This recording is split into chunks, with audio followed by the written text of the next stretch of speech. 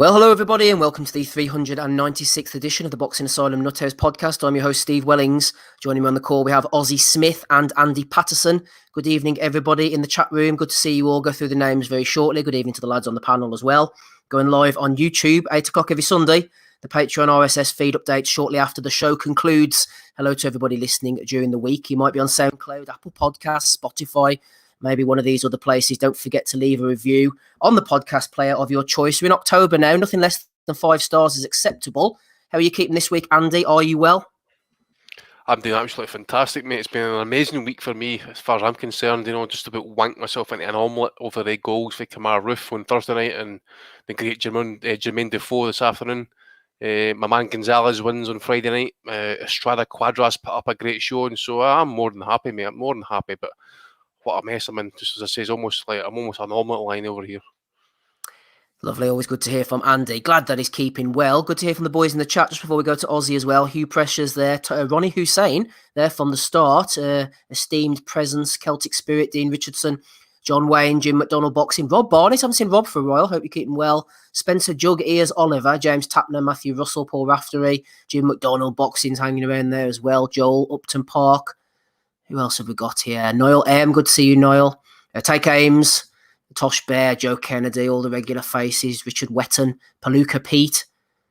Let's have a look who else we got here before we get stuck into the action. Usyk coming up later against Chisora, Chris Marland's there. Bit of Javonta Davis as well, bit of Leo Santa Cruz, bit of Naoya Inoue. Enough of all that nonsense, Andy. Let's get stuck straight into the action over the weekend, shall we? We'll go on to the Showtime card shortly. I know I was the only one who watched it, so I'll talk about that. Ozzy's going to tell us a little bit about MTK as well. Just before we do so, DAZN on the Friday night. Not a bad card at all. Pretty much enjoyed this one, Andy. Juan Francisco Estrada stopping Carlos Quadras in the 11th round. As I said backstage earlier, pretty good scrap, actually. Estrada down in the third. Quadras even gassed after about the 4th or 5th round. Hope he kept the receipt on those peds. His back was like a second-hand dartboard. And what he's got. I like Quadras. He throws shots with intention. You can see why he gasses out. He puts power into every shot. Overall, before we get stuck into the undercard, the main event was pretty decent, actually. I enjoyed it. Estrada's a good fighter. Really enjoyed it, actually. I was just a wee shout out to Boxrec Gray, actually. I mean, he put up a wee bit of info on that, saying like the Gonzalez, Estrada, Quadras, Rungvisai kind of round robin. There's something like 1, 2, 3, 4, 5, 6, 7, 8, 9 fights since 2012. And let's say Juan Estrada's been involved in pretty much quite a few of them. As I say, it's a really, really good fight. Really enjoyed that fight, actually.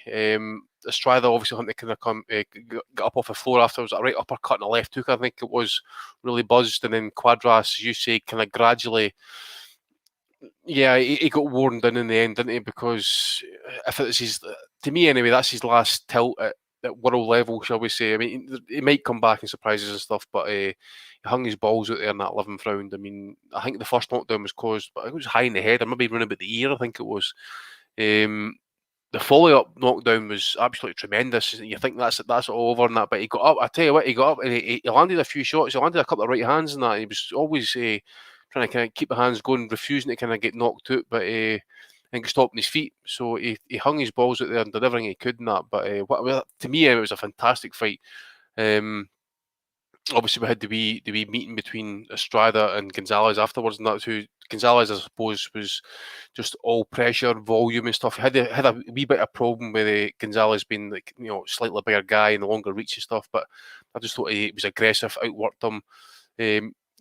Worked in the pocket and that kind of parry shots. Didn't defend every shot that came his way in that, but then he just kind of come back his usual counters and stuff, working the body. Same with kind of Estrada and that. I know Gabe was talking about Estrada's probably going to eat up Gonzalez in the rematch and stuff. It's something that kind of really kind of crossed my mind. Just consider how Estrada actually kind of finished that fight, and just like kind of like thinking, okay, Gonzalez is he's got a great pedigree in that, but who's the more faded of the two? You would think maybe Gonzalez is slightly more faded in that, but you can just tell he's still got that quality. Whether it's going to be enough to deal with Estrada, I'm not entirely certain at this point. Because if you go back to the first fight, it was pretty heavy pressure in that for Gonzalez on Estrada, had him backing up and stuff. So if Gonzalez can do that, get Estrada backing up and maybe hurt him a couple of times and that, then he's definitely got a chance. But it's a fight that's been called for long enough. Hopefully we can get it soon, end of the year, maybe early next year and stuff. Maybe there's there's fans there, maybe we can get to it in that. But yeah, it's going to be made, and hopefully sooner rather than later, because it says Gonzalez with 32, Estrada's 30. I think combined they must have something like over 100 pro fights. I think a lot of mileage on that clock and stuff. So hopefully they get it done soon. Yeah, it says it because it's to me anyway, it's a hardcore fight for for the fans and that. And the guys who have watched like Gonzalez and Estrada come up over the last 5, 6, 7 years and that would definitely be down for this fight, and I'm going to be one of them. Yeah, good action all the way down the card. Shout out to DAZN. I enjoyed the commentary team, actually. Todd Grisham, I think, is the lead commentator. I think he's got a bit of banter about him. You know, he seems to like a drop of the old special brew. Sergio Mora did okay alongside him as well. Not like the days of Bean, anyway. I'm a Showtime fan, to be honest. I think they're the best around. But anyway, back to the DAZN Aussie. Feel free to talk about whatever you wish. Couple of pointers for you, though. First of all, Estrada Quadras. We've gone through that pretty much. Roman Gonzalez. I don't know, against Israel Gonzalez, the other Gonzalez was pretty good off the ropes, but he seemed to fade as the fight went on. And if you haven't got a good enough work rate, Chocolatito will put the punches together and sort of outwork you. Julio Cesar Martinez, really like the look of this guy, knocking out Moises Calleros, two-handed puncher, southpaw orthodox, the Brit Slayer. He's gone through a few British fighters, Selby, Harris, pretty much went through Edwards as well, apart from the result. We all know what happened there. Also, Diego Pacheco on the undercard, nice and tall-looking fighter. Going through Juan Antonio Mendez. Just before we talk about Martinez, Ozzy, I want to mention something about Otha Jones III. Split draw against Kevin Montiel Mendoza. Mendoza came in at a day's notice. Otha Jones. Now, I mean, this guy was blowing out of his hole in the 5th round of a 6-rounder. What are these lads doing in the gym? I've absolutely no idea, but it's quite concerning, isn't it? That, as you say, was it his first 6-rounder, or has he done a couple? No, he's done a couple of 6-rounders before, but in reality, it's probably the first opponent that's going to hit him back, looking at his record now. And it's quite concerning, really, that they're absolutely blowing off. They're absolutely blowing, just 5 rounds in. I mean, it can be a bit of everything, can't it? It can be, being a bit excited, nervous energy, and you burn it off. You've seen it with young prospects before, where they gas after 5 rounds. But yeah, it's not a good thing, is it? He's discovered it now, and look, he's come out with a draw that I've no doubt we'll probably see that rematch. And it'd be interesting to see, giving Mendoza a bit of time as well. Didn't even realise he came in on a day, 2 days' notice. But jumping over to Martinez, I like him as a fighter. I think he's very good. Freakish power at that weight. I mean, I think we've seen a few of them now, haven't we, from where, they can bang it that way. And he's another one who's just pretty much smashing up opponents. Bashed up Rosales, bashed up Edwards. Applaud Jay Harris, really. He went the distance with him and gave Martinez a fairly decent fight, to be honest. Something Andrew Selby couldn't do. I think Selby got a bit done by... I think he fought so many, well above sea level, and it knackered him there. In terms of that poor preparation, and didn't get out there early enough, lost the purse bid there. But he's a talent. Certainly think he'll be able to go through, certainly jump up to super fly as well, which will be good to see. There's plenty of fights there. And then just touching on from the main event, I know it was mentioned pretty much what we're going to see next year, but from the two tops of the bill, if you were to say, we're apparently going to be seeing Estrada Gonzalez without fail early next year. So that's certainly a fight that we want to look forward to. And there's absolutely no reason why that fight cannot be made either. Good stuff, Ozzy. We'll be back to you with the MTK card shortly. Rapping Rob Kelly's on the line. I'm not hopeful, Rob. Hopefully everything's okay. You sent me a photo of your location. How are you getting on there? Hello, everybody. Can you hear me, yeah? Yeah, I can hear you fine, man. How are you? Okay, so for the listeners, I do want to apologize for last week. I had no idea that it was windy, and my upgrade was due to arrive last week, but it's actually coming Wednesday. So I'm getting brand new spanking, top of the range iPhone, new headphones, and the whole nine. Until then, you're just going to have to put up with me. I may drop in and out. There's also a problem on this now because I can't update to the latest iOS. So sometimes I can't hear when people are talking. I have to click on their name. So Andy was jumping in, slagging me over the old firm last week, and I just kept talking. Sounded like I was right bitter bastard. But so look, just bear with me. I hope to have it sorted anyway. But I don't know if I'm much good to you tonight anyway, because I've seen fuck all of the fights. I was spent the time watching the football. As a matter of fact, I'm just out of a meeting. They're about to offer me the Celtic job, so I'm going to consider it. I'd probably stay on to the podcast at the moment, the way things are going. But you never know. You could be the greatest manager since, was it Lulu Macari, John Barnes combination? John Barnes, yeah. John Barnes, yeah. He was pretty shit hot, all right. The new Tony Mowbray. Actually did a bit of football coaching in my past in the armory, Steve, man, of many talents. But yeah, I haven't seen any. I've seen fuck all fights, or unless you want to talk about the football, I've nothing for you. Am I joking? No problem, Rob. We're back to you later on with Usyk, Javonta, a bit of Inoue chat as well. And a question came in for you from Joe Kennedy, talking about Chocolatito. He says, is Chocolatito the best combination puncher in boxing today? I was racking the old brains earlier. I quite like the David Benavidez combinations. He rattles them off to the head pretty sweet, doesn't he? But what do you think? Yeah, well, yeah.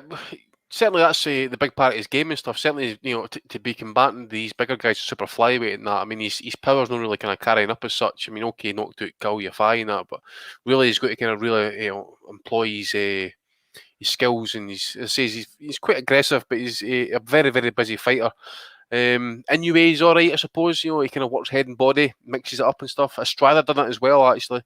Finishing off Quadras and stuff. If you look at it, when they had Quadras hurt, rather than just kind of like pour in and just kind of like just wail away at the head and that, he took his time. Took it to the body, left hooks and stuff, come up with uppercuts and that as well. So he's really kind of good combination punching.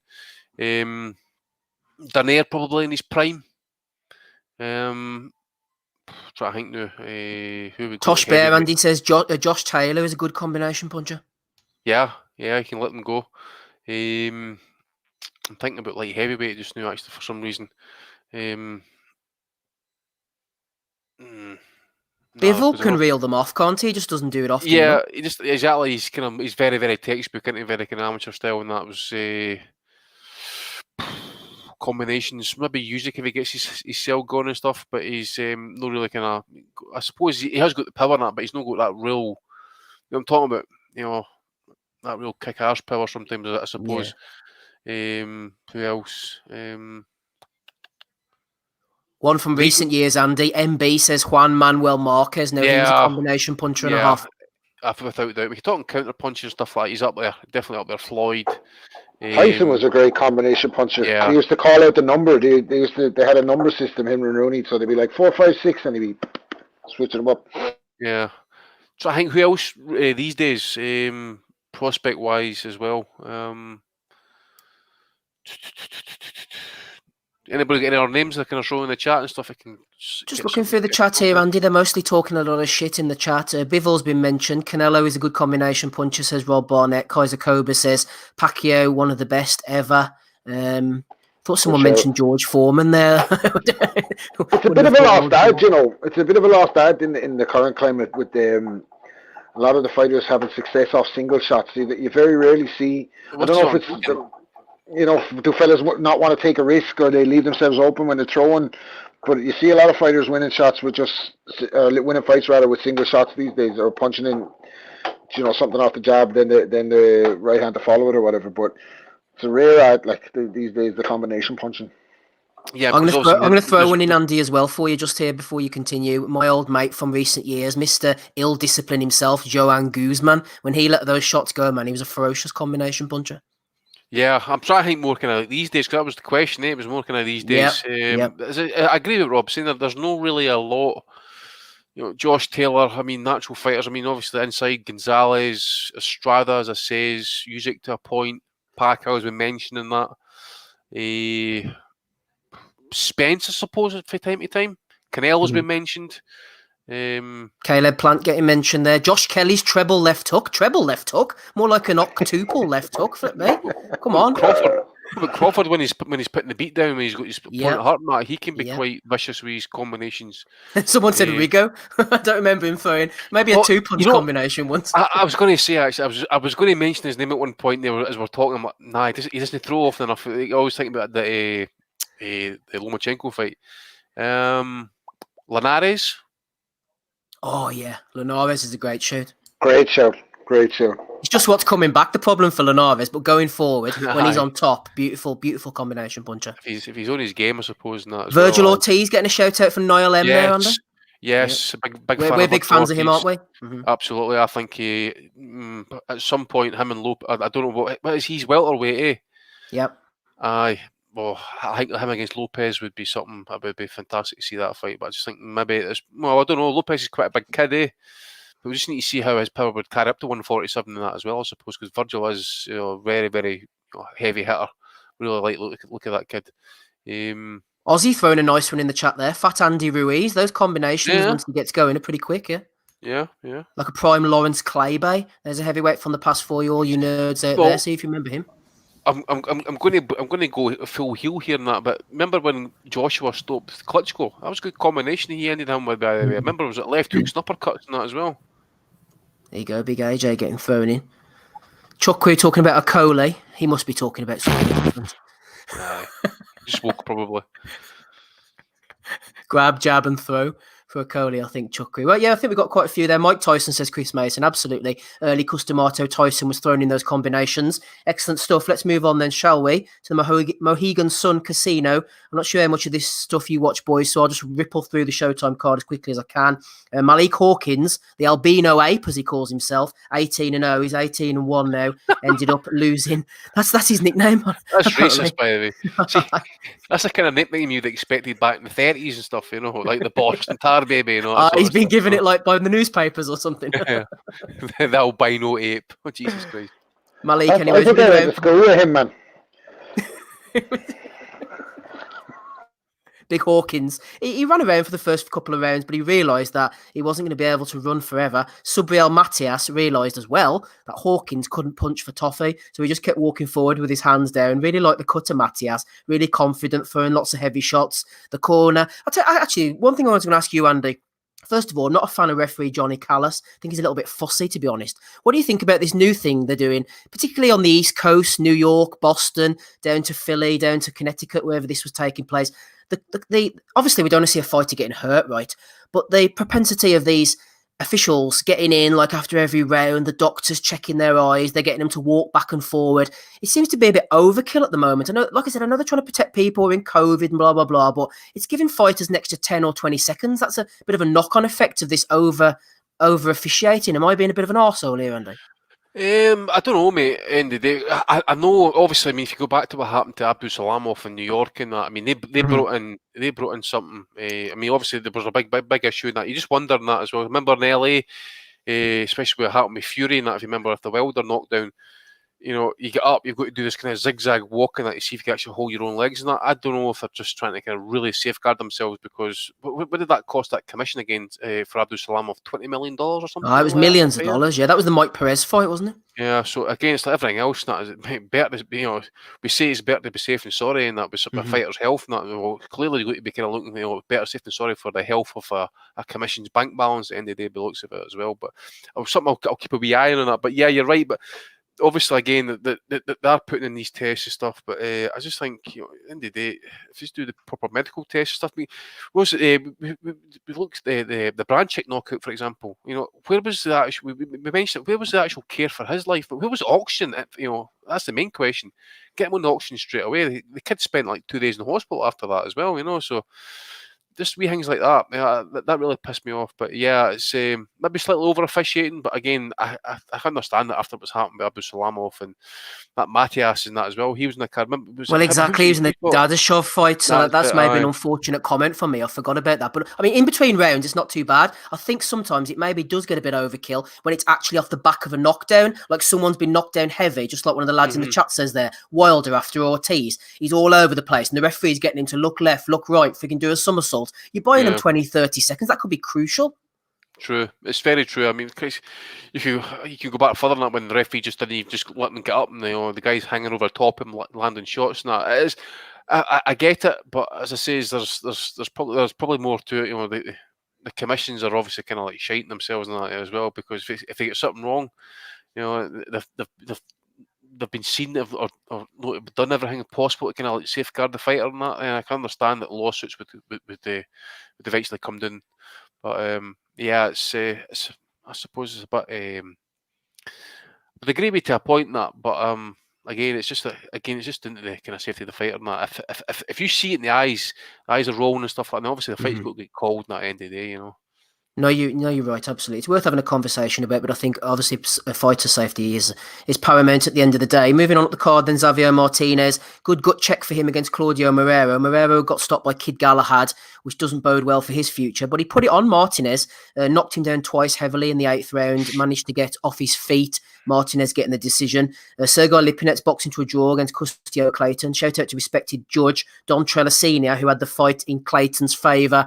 I thought Clayton won as well. A couple of things for you, Rob. I know you haven't seen the fight. First of all, Sergei Lipinets, he looks too small for me. Is he anything more than food in the PBC welterweight ecosystem for someone like a Spence or maybe a Crawford if they move him across or something? And number two, why on earth are they fighting a month removed from Spence against Garcia for an interim IBF World welterweight title fight? There's a couple of questions for you.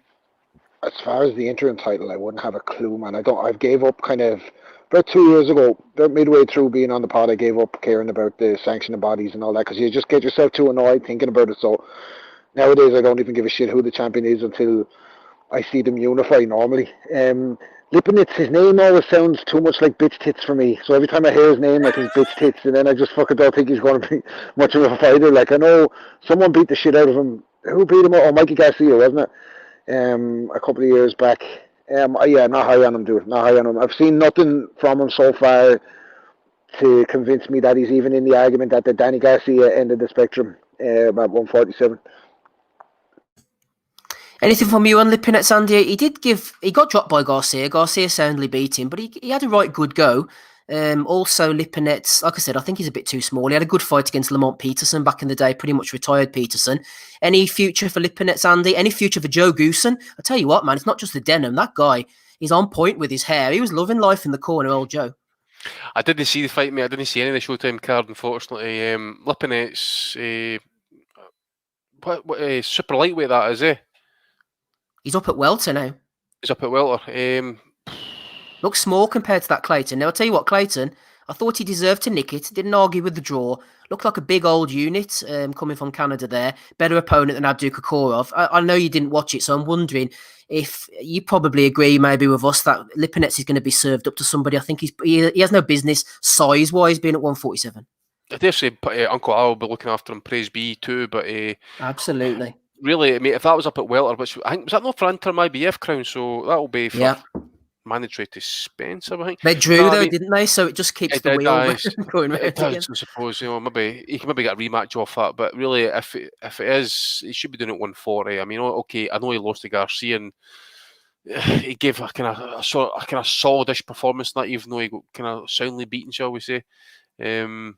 Well, at least I thought he got soundly beaten in that, but really his opportunities in that have been kind of like scarce for them, and I mean, beat Peterson, but Peterson was kind of faded by that point in that as well, and he was always kind of a B-level opponent anyway. But no, I says if it's worth a watch, I'll go and watch a Clayton fight. But I agree with you. I think at this point in that, what is he? He must be in his 30s now, and that, so he probably will get served up to one of the younger fighters and that. But I dare say, welterweight, he's with the PBC and that, so he's going to get opportunities and that. You've got Thurman if he's ever going to fight again. Garcia, maybe if he still want a rematch and that. I dare say if the money's right, Garcia would fight him. Who else should go? I tell you what, if Avanesian's needing a fight, by the way, it might be the ideal opponent for him actually at this point. If they can't get that Josh Kelly fight, I think he might be the ideal opponent for David Avanesian probably. Yeah, I think Andy's right. Maybe Lipinets will be bought in to fight against somebody, possibly someone like a Jamal James or you, Dennis Ugas, somebody like that. Boxing First made a good point. He said Lipinets is that guy you fight before you challenge the upper echelons. Can't see him doing anything other than that. I would agree with that comment, to be honest with you. Listen to the 396 episode of the Boxing Asylum Nuthouse podcast. Andy's there. Ozzy's here as well. So is Rapping Rob Kelly. Let's thank some of our Patreon subscribers helping to keep the lights on. Richard Lodders out there. Looking great as always. Slip Digby, Ian Piri, Sean Nomas Vidal, Jamie D, Red West, Holly Lewis, Holt, Mike Wrigley, Jamie, Davy Man 100, Gary Lockwood, Matthew Reynolds, Matt, and Kevin Crawford. If you love us, drop a super chat in there. Like I said, helping keep the lights on, man. It's things like Patreon and all that pays for the StreamYard, SoundCloud, what else? Cedar, Google Storage, all them things to help us go every Sunday evening. So we are thankful for your contributions and your support. I had a question coming in for somebody. I tell you what, Ozzy, I've neglected this MTK show that was on last week. First of all, what's with this these Sunday shows all of a sudden? They're fucking up our schedule. They're going on at the same time as us, Ozzy. What's the new Sunday boxing thing, man? They need to knock this on the head. I would say it's possibly to avoid a clash, and when you don't have to sell tickets, then you can kind of go whenever night you want. And they've no TV, have they? They're just on YouTube at the moment. Just on YouTube, yeah, that's right. Yeah, of course, yeah. So they've no issues, but there was a couple of decent fights on this. We got it wrong. I think we both thought Ryan Walker pulled out against Paul Butler, but he did box. He got comfortably beaten, but he gave it a good go. And he's certainly one of them. But Butler's a level above him. But I think Walker can certainly win a domestic title. That was me, Ozzy. Sorry, spreading those lies last week. I apologise. I thought he had. Yeah, well, I wouldn't expect anything less from someone like you, Steve, just spreading lies. So that's fair. There's no shock there. Paul McCullough debut, I didn't see. They had a big issue with the stream, and it just froze randomly. So they said it was going to be re-uploaded, but I wasn't that bothered about watching that. Jay Harris, Marcel Braithwaite. That was a really good fight. Very entertaining. And I took Braithwaite caused some problems. He landed a few big left hooks on Harris and wobbled him a couple of times. Cards were a bit wider than I thought it was, to be honest. Harris's quality eventually shone through, but Braithwaite's he's not an easy night for anybody. He's shown against Sonny Edwards. He dropped Edwards, I think it was once or twice. And then he what's it called? And then he's obviously caused a few. He's more than basically Braithwaite. He's happy to go in the away corner and just take opportunities.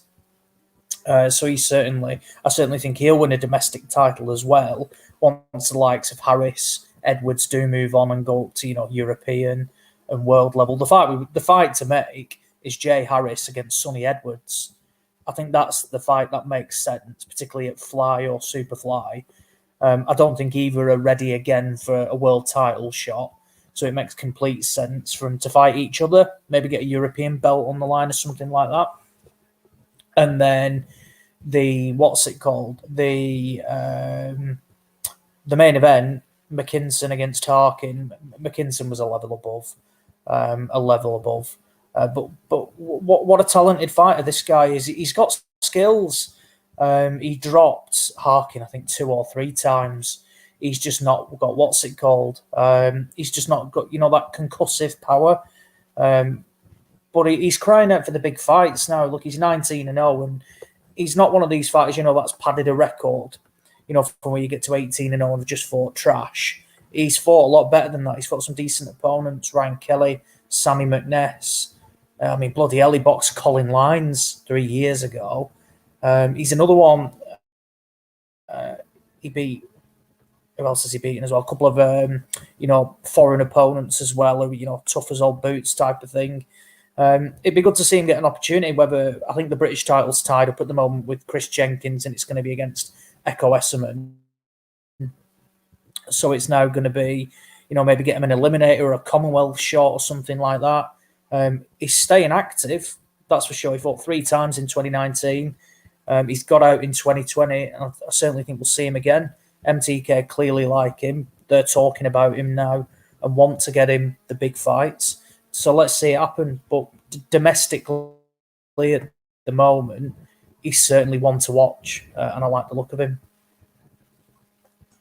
Absolutely. It's all kicking off in the chat. Shout out to Dave, our friend from Boxing's First, throwing in a super chat there. Good man, Dave. First of many. Boys following rapidly behind them. Is Billy Joe Saunders, Rob, given a bye fighting Martin Murray as he's been out for so long and it's his first fight back with Jimmy Tibbs? Or is Billy Joe Saunders a crap house? I tell you what, you know what? People slag off Billy, Rob. They slag off Eddie Hearn. Frank Warren couldn't get the Billy Joe Saunders Martin Murray fight over the line. He tried a couple of times. Eddie got it going straight away, Rob. Hashtag levels.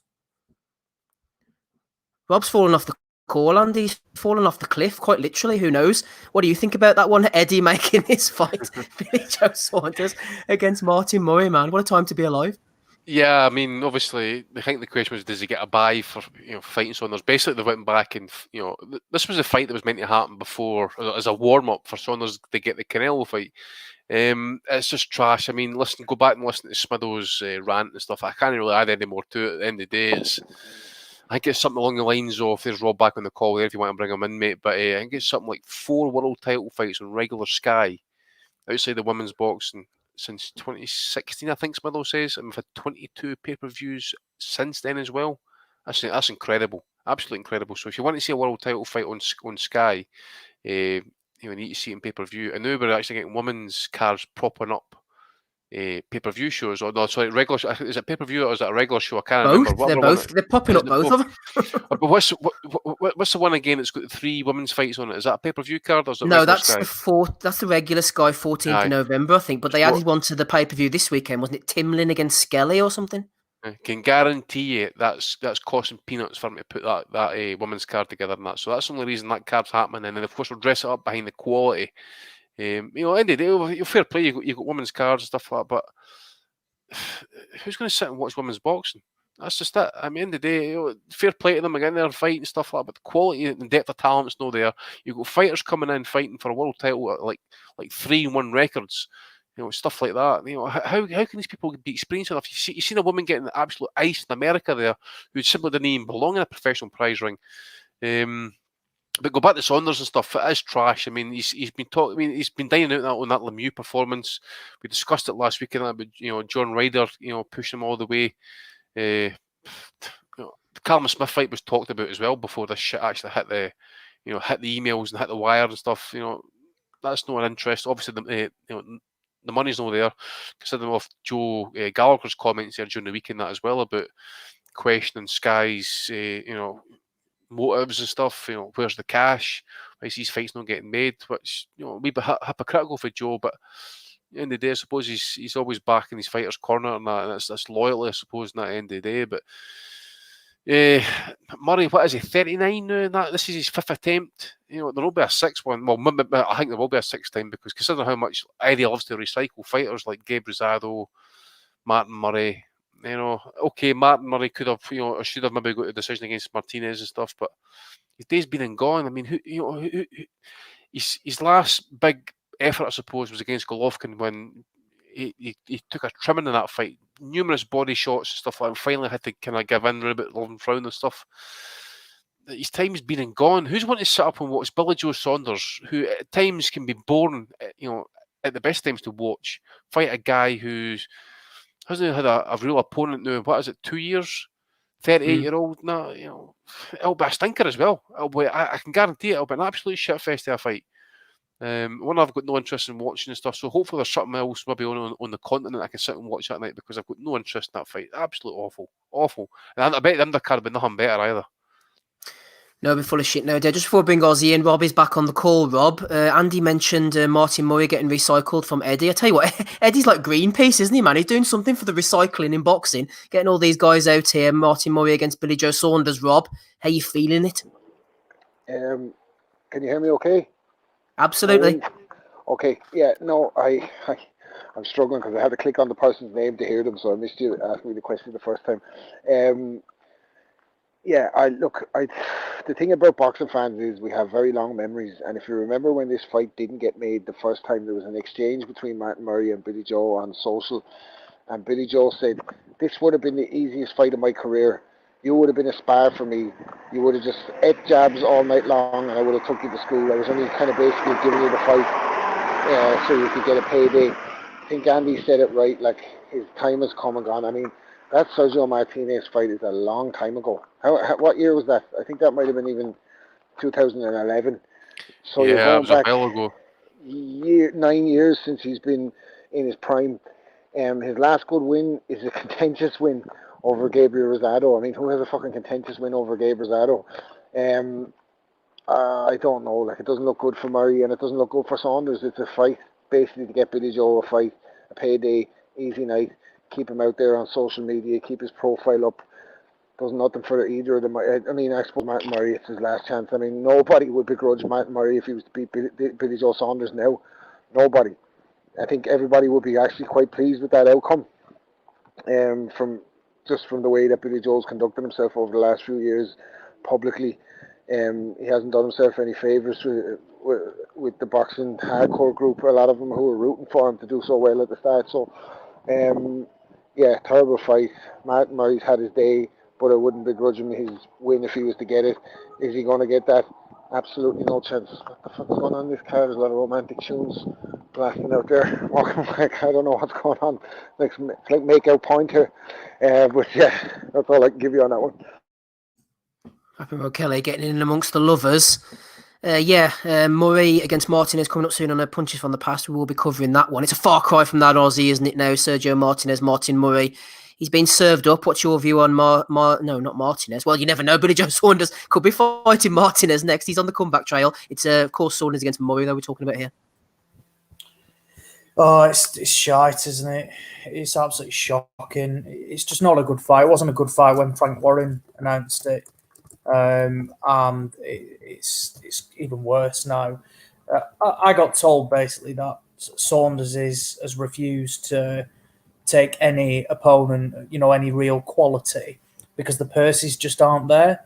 So he's basically said to Eduardo, I refuse to fight any quality at all, because the money's not there unless you're willing to pay me. And that's why we're seeing the likes of Martin Murray fight. Not great, is it? Not great at all. It's just going to be a stinker. It's one of them. Martin Murray was talking retirement when he got beat off Hassan and Dam. He's come back, had a couple of fights, against substandard opponents. And now it's just randomly from nowhere been picked for a world title shot against Saunders. And we can see it, right? Murray's as tough as they come. He's not getting stopped off, what's it called? Saunders isn't stopping him. Absolutely no chance. So it's just going to be 12 rounds of just boring. I'm talking like probably a 120, 108 type of card as well. There'll be nothing close about it. And this just personifies Billy Joe Saunders in a nutshell. Talks that, likes to talk about the big fights, but they just never seem to come off. I mean, he coming off a career best win against David Lemieux, in terms of a performance, he had everybody talking about him. We were like, right, come on, let's kick on. And it just went completely down the shitter, didn't it? That fight against Andrade collapsed at the last minute. He then ballooned up again and fought up at light heavyweight against Charles Adami, won that Carl Frampton undercard, Steve, against Josh Warrington. Yeah. Frank then just got him this vacant world title shot at super middle against that Shefat Isufi, who buzzed Saunders that fight as well. I always say this. Saunders was buzzed off that Isufi. And then Saunders was getting beat off that Argentinian guy when he boxed, this time last year type of thing, on that DAZN card. So he's one of them. He's got so much ability, Saunders. And I always said at 160, I think he causes all the big guys, all the big names problems. He's got that style. He's very good at what he does. But his issue is he's outside of the ring. He knocks around with pillocks, lead him astray type of thing, all those dodgy videos. He balloons up, in weight. He just can't keep it off. And half the time he's training to make weight rather than, like sharpening his skills. He's of that age now where you're not going to teach him anything new. That's it. So it's very disappointing. But at least he's willing to fight type of thing. Callum Smith's no interest because he wants big money. And he's basically said, well, I'll just wait, type of thing. But at least Saunders is looking to get out there. And the one thing I'll accept on this is if Saunders fights and beats Murray, you want him to fight the likes of an Andrade, you want him to fight a Canelo next, type of thing. If that doesn't happen, then yeah, you are. Then it's just the tale of Billy Joe Saunders. Carries on, just fighting substandard opponents. It says it all. I don't think Martin Murray would win a British title at super middleweight. I think Willie Hutchinson had beat him. I think Lerone Richards had beat him. That's the level I consider Martin Murray at now, in terms of that. So it says it all, that what this sort of world title fight is. It should be a non-title bout. At least Demetrius Andrade, doesn't have the audacity to claim, I've got this world title. I'll defend it against some absolute no mark. At least that's a non-title bout. This should not be sanctioned. I just don't know how it's been passed. And it's not going to be a good fight at all. It's going to be rubbish. Yeah, it's a shame Saunders didn't fight Demetrius Andrade when the opportunity arose. Andrade, of course, is busy dipping his toes in the water at super middleweight, more like dipping his toes in the canal, fighting a career welterweight, who's up at middleweight now, Dusty Harrison. That's not going to do him much good. A couple of things for you, Andy. I want to touch upon Daigo Higuer, who's boxing tomorrow night in Japan. Obviously, we knew the hype there at flyweight, looking like an absolute skeleton, knocking people out. Couldn't make the weight, lost to Gonzalez. He's up at bantamweight now, knocking people out. Just before you mention that, though, we talked about Sunday boxing earlier. What about this card in New Zealand, Andy? Maybe even the likes of me and you wouldn't have gone from this to start to finish. They had a 57-fight professional card. 57 fights on one card in New Zealand. It was amateur fights, mate. Oh, was that an amateur show? I saw it on Yeah. Boxrec. And it's like, do they mix the two in on Boxrec now then? What it was some sort of, I don't know if it was the national championships in New Zealand, because I noticed that David Nika, who I remember for the Commonwealth Games in 2014, he was a light heavyweight. He's up at heavyweight now. It was. I think it was the finals yesterday, and you're right. It was a massive card. It was like I seen I've saved the video on YouTube. It's actually 6.5 hours long, so I'm not going to watch it all. I'm just going to pick out certain fighters I maybe know, like David Nika, for example, to see how because I noticed it's very rare, obviously, for an amateur fight. Frank Warren. I'll need to check, but it was a knockout, so that's why the reason I saved it and wanted to go and check out the knockout and that. So I will check on that. But it was an amateur show. I'm sure it was a national championships. I'm sure. That makes more sense. Then I noticed there were quite a few 3-rounders and that, but 57 fights. I tell you what, probably would still finish before Frank's show. Anyway, on to Higuer. Is he maybe not going to hit the heights that we once thought? But I mean, he's definitely at the correct weight. You would have thought now. Well, yeah, he's up at he's at bantamweight now, but obviously he's not allowed to go anywhere near flyweight because he was banned for 2 years for the commission, and they basically told him, the Japanese commission told him, you need to go up a weight division. So he went up to bantamweight, missed super flyweight altogether. Yeah, I agree. I mean, obviously he come back with a kind of lethargic performance. Okay, won by stoppage, and I forget the guy's name, but it wasn't a great record. Didn't look great. And even after that fight, he was talking about retiring and stuff. And it was, I remember 3 years ago, whatever it was, he was really tipped to be this next big Japanese prospect and stuff. And it's been innubated that's one that's just come out and run away with it and that. So Higuer at this point, he's okay. He's only in mid-20s and stuff, but with the problems he had making weight, he was awful against Gonzalez, absolutely awful when he took a beating. I question his stomach for it anymore because it says he was talking about retiring. Overturned it within a matter of weeks or maybe a couple of days or whatever and stuff. Now he's fighting. Would you say was this guy who was fighting 4-0 or 4-1 or something like that? He's 5-0-1.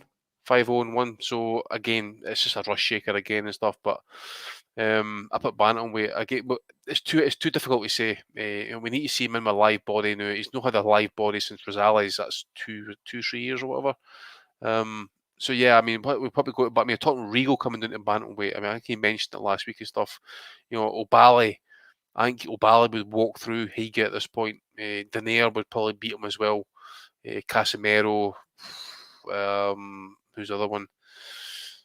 I tell you, Casemiro's going to be a problem for anybody at that weight, Yeah, definitely. I'm going to say as well, Manny Rodriguez, Jason Maloney, and probably Charlie Edwards would give him tough fights. Probably even beat him as well.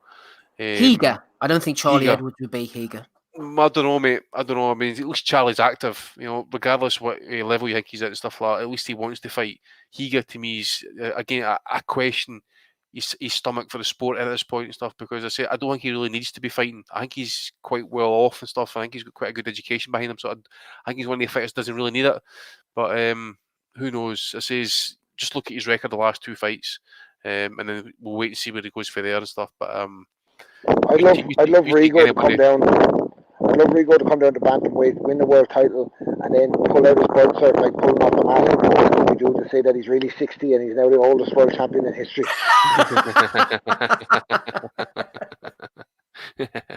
Yeah, how do you think Lee McGregor would go on against Higuer?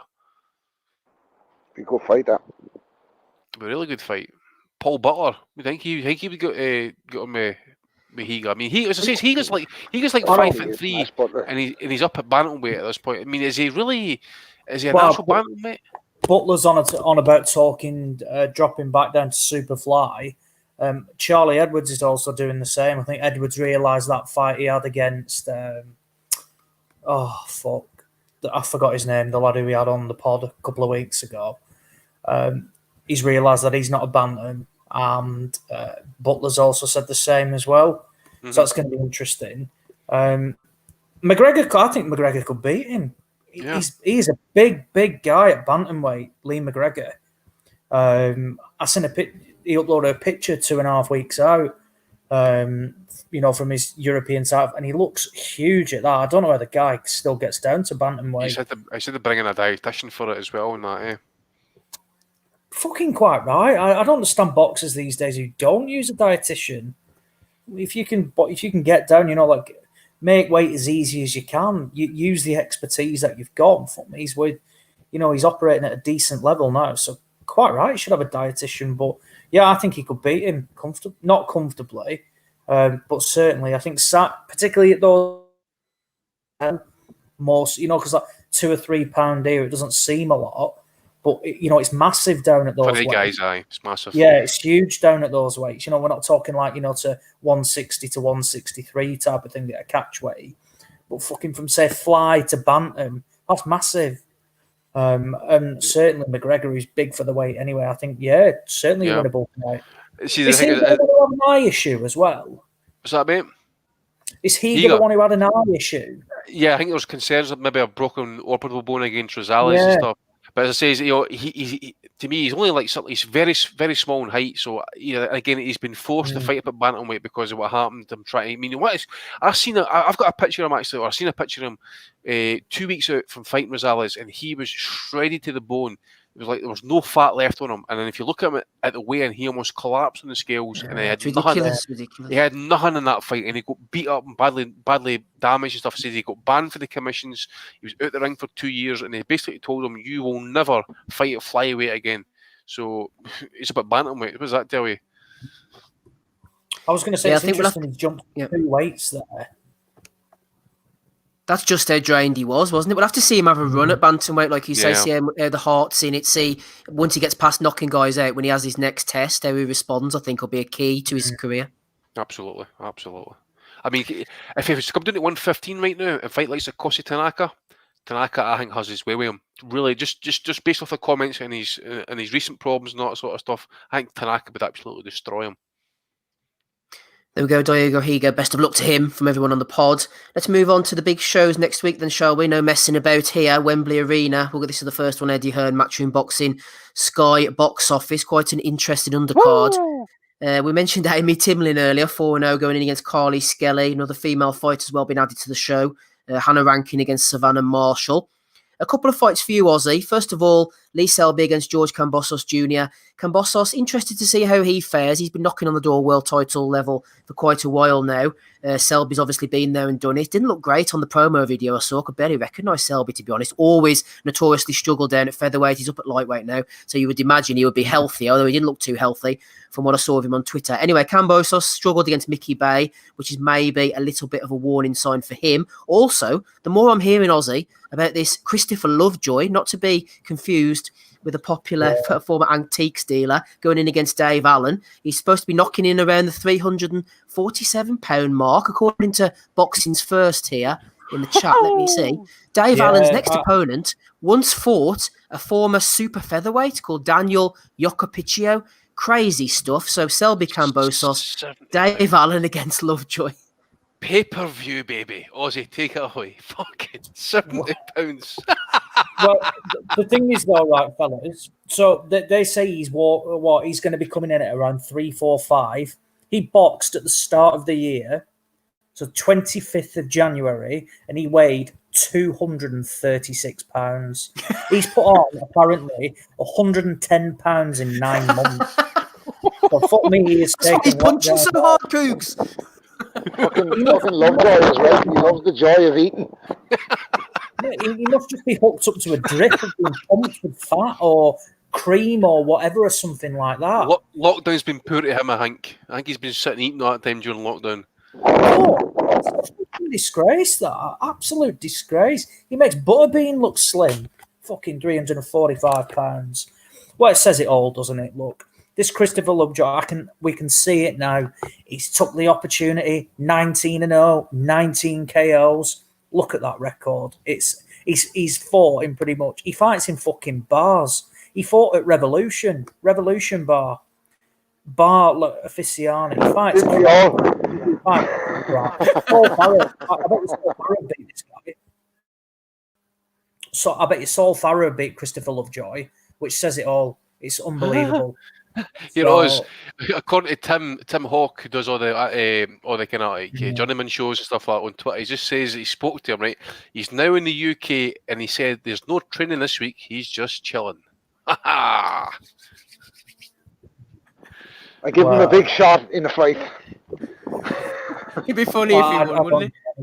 A shot of diabetes, I think. The one thing that is a travesty is that Christopher Lovejoy is ranked number 15 by the WBA. How has he got this weight? I have no idea, but it is a travesty what he's doing. Where am I ranked as? Number 14. Mate, you're below Fraser Quendo. So, yeah, and you know what? This fight sums up this pay-per-view. I mean, the fact that we're paying money, well, I will not be paying money for this, but people are going to be paying money to watch Dave fucking Allen, who's an area level fighter, fight some fat cunt hails from Mexico, who's put on 110 pounds in 10 months. I mean, how is that even possible? That is a third amount of weight. How is that even possible? So, yeah, so you've got him doing that there. You've then got Amy Timlin against Carly Skelly. Couldn't care. Just a waste of my time, that.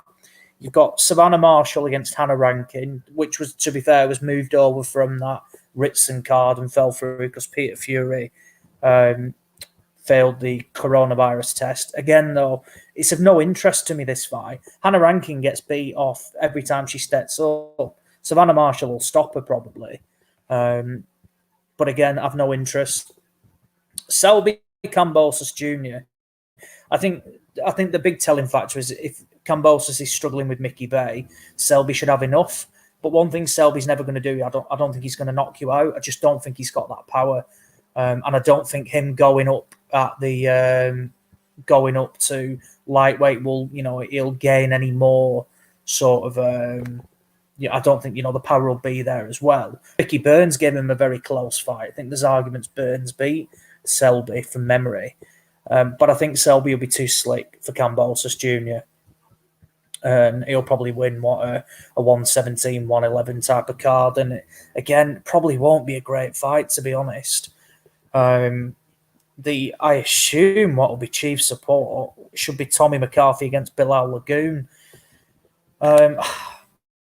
It's weird. I've backed McCarthy a couple of times. And he can get into a rhythm, of a bit of a sparring partner mentality.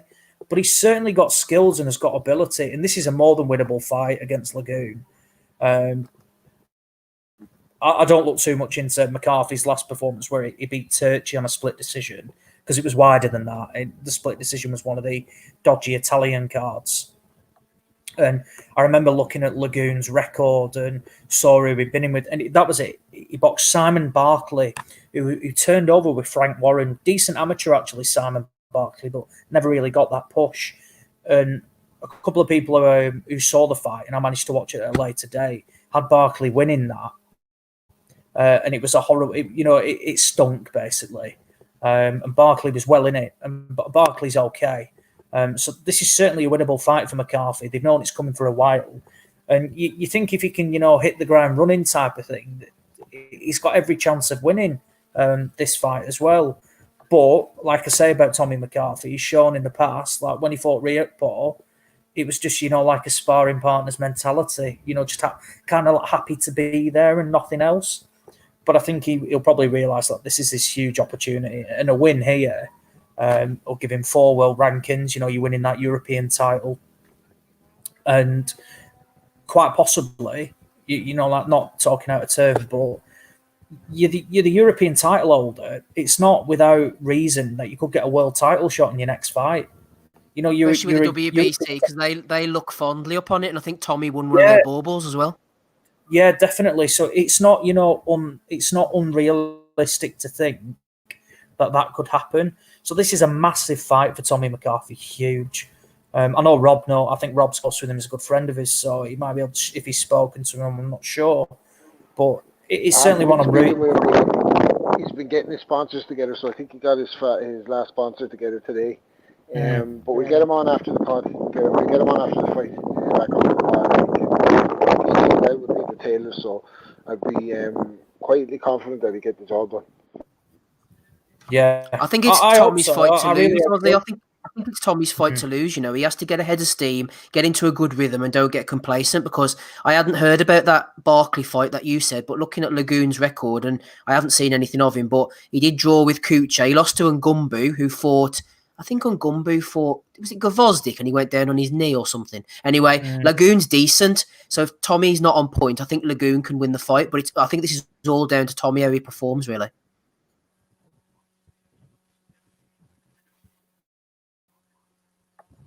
So is that to me, mate? Sorry, is that aimed at Rob, me, or? I know I was having a conversation with you, was he? Sorry.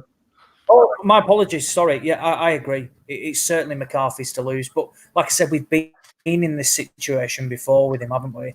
From where, like we said, I genuinely thought he beat Riakporhe, but he didn't show it. But it's the first time he's probably got a bit of activity behind him. He fought, 5 times last year? That's huge for him. Yeah, not all the opponents were great, but we got 5 fights under his belt there. So it's just look, he's technically had 12 months out of the ring, but again, a lot of fighters did because of the lockdown. So he's coming in off the back of that decent win in Italy. This is a massive fight for him, and as you say, if he's on point, I think he'll beat Lagoon.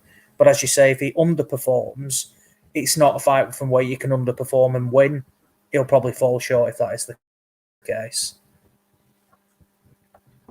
Lovely jubbly, Andy. Undercard for you. Anything of interest? I think Selby Cambosos is actually pretty decent. I think McCarthy Lagoon is pretty decent as well. Anything apart from that is pretty shite.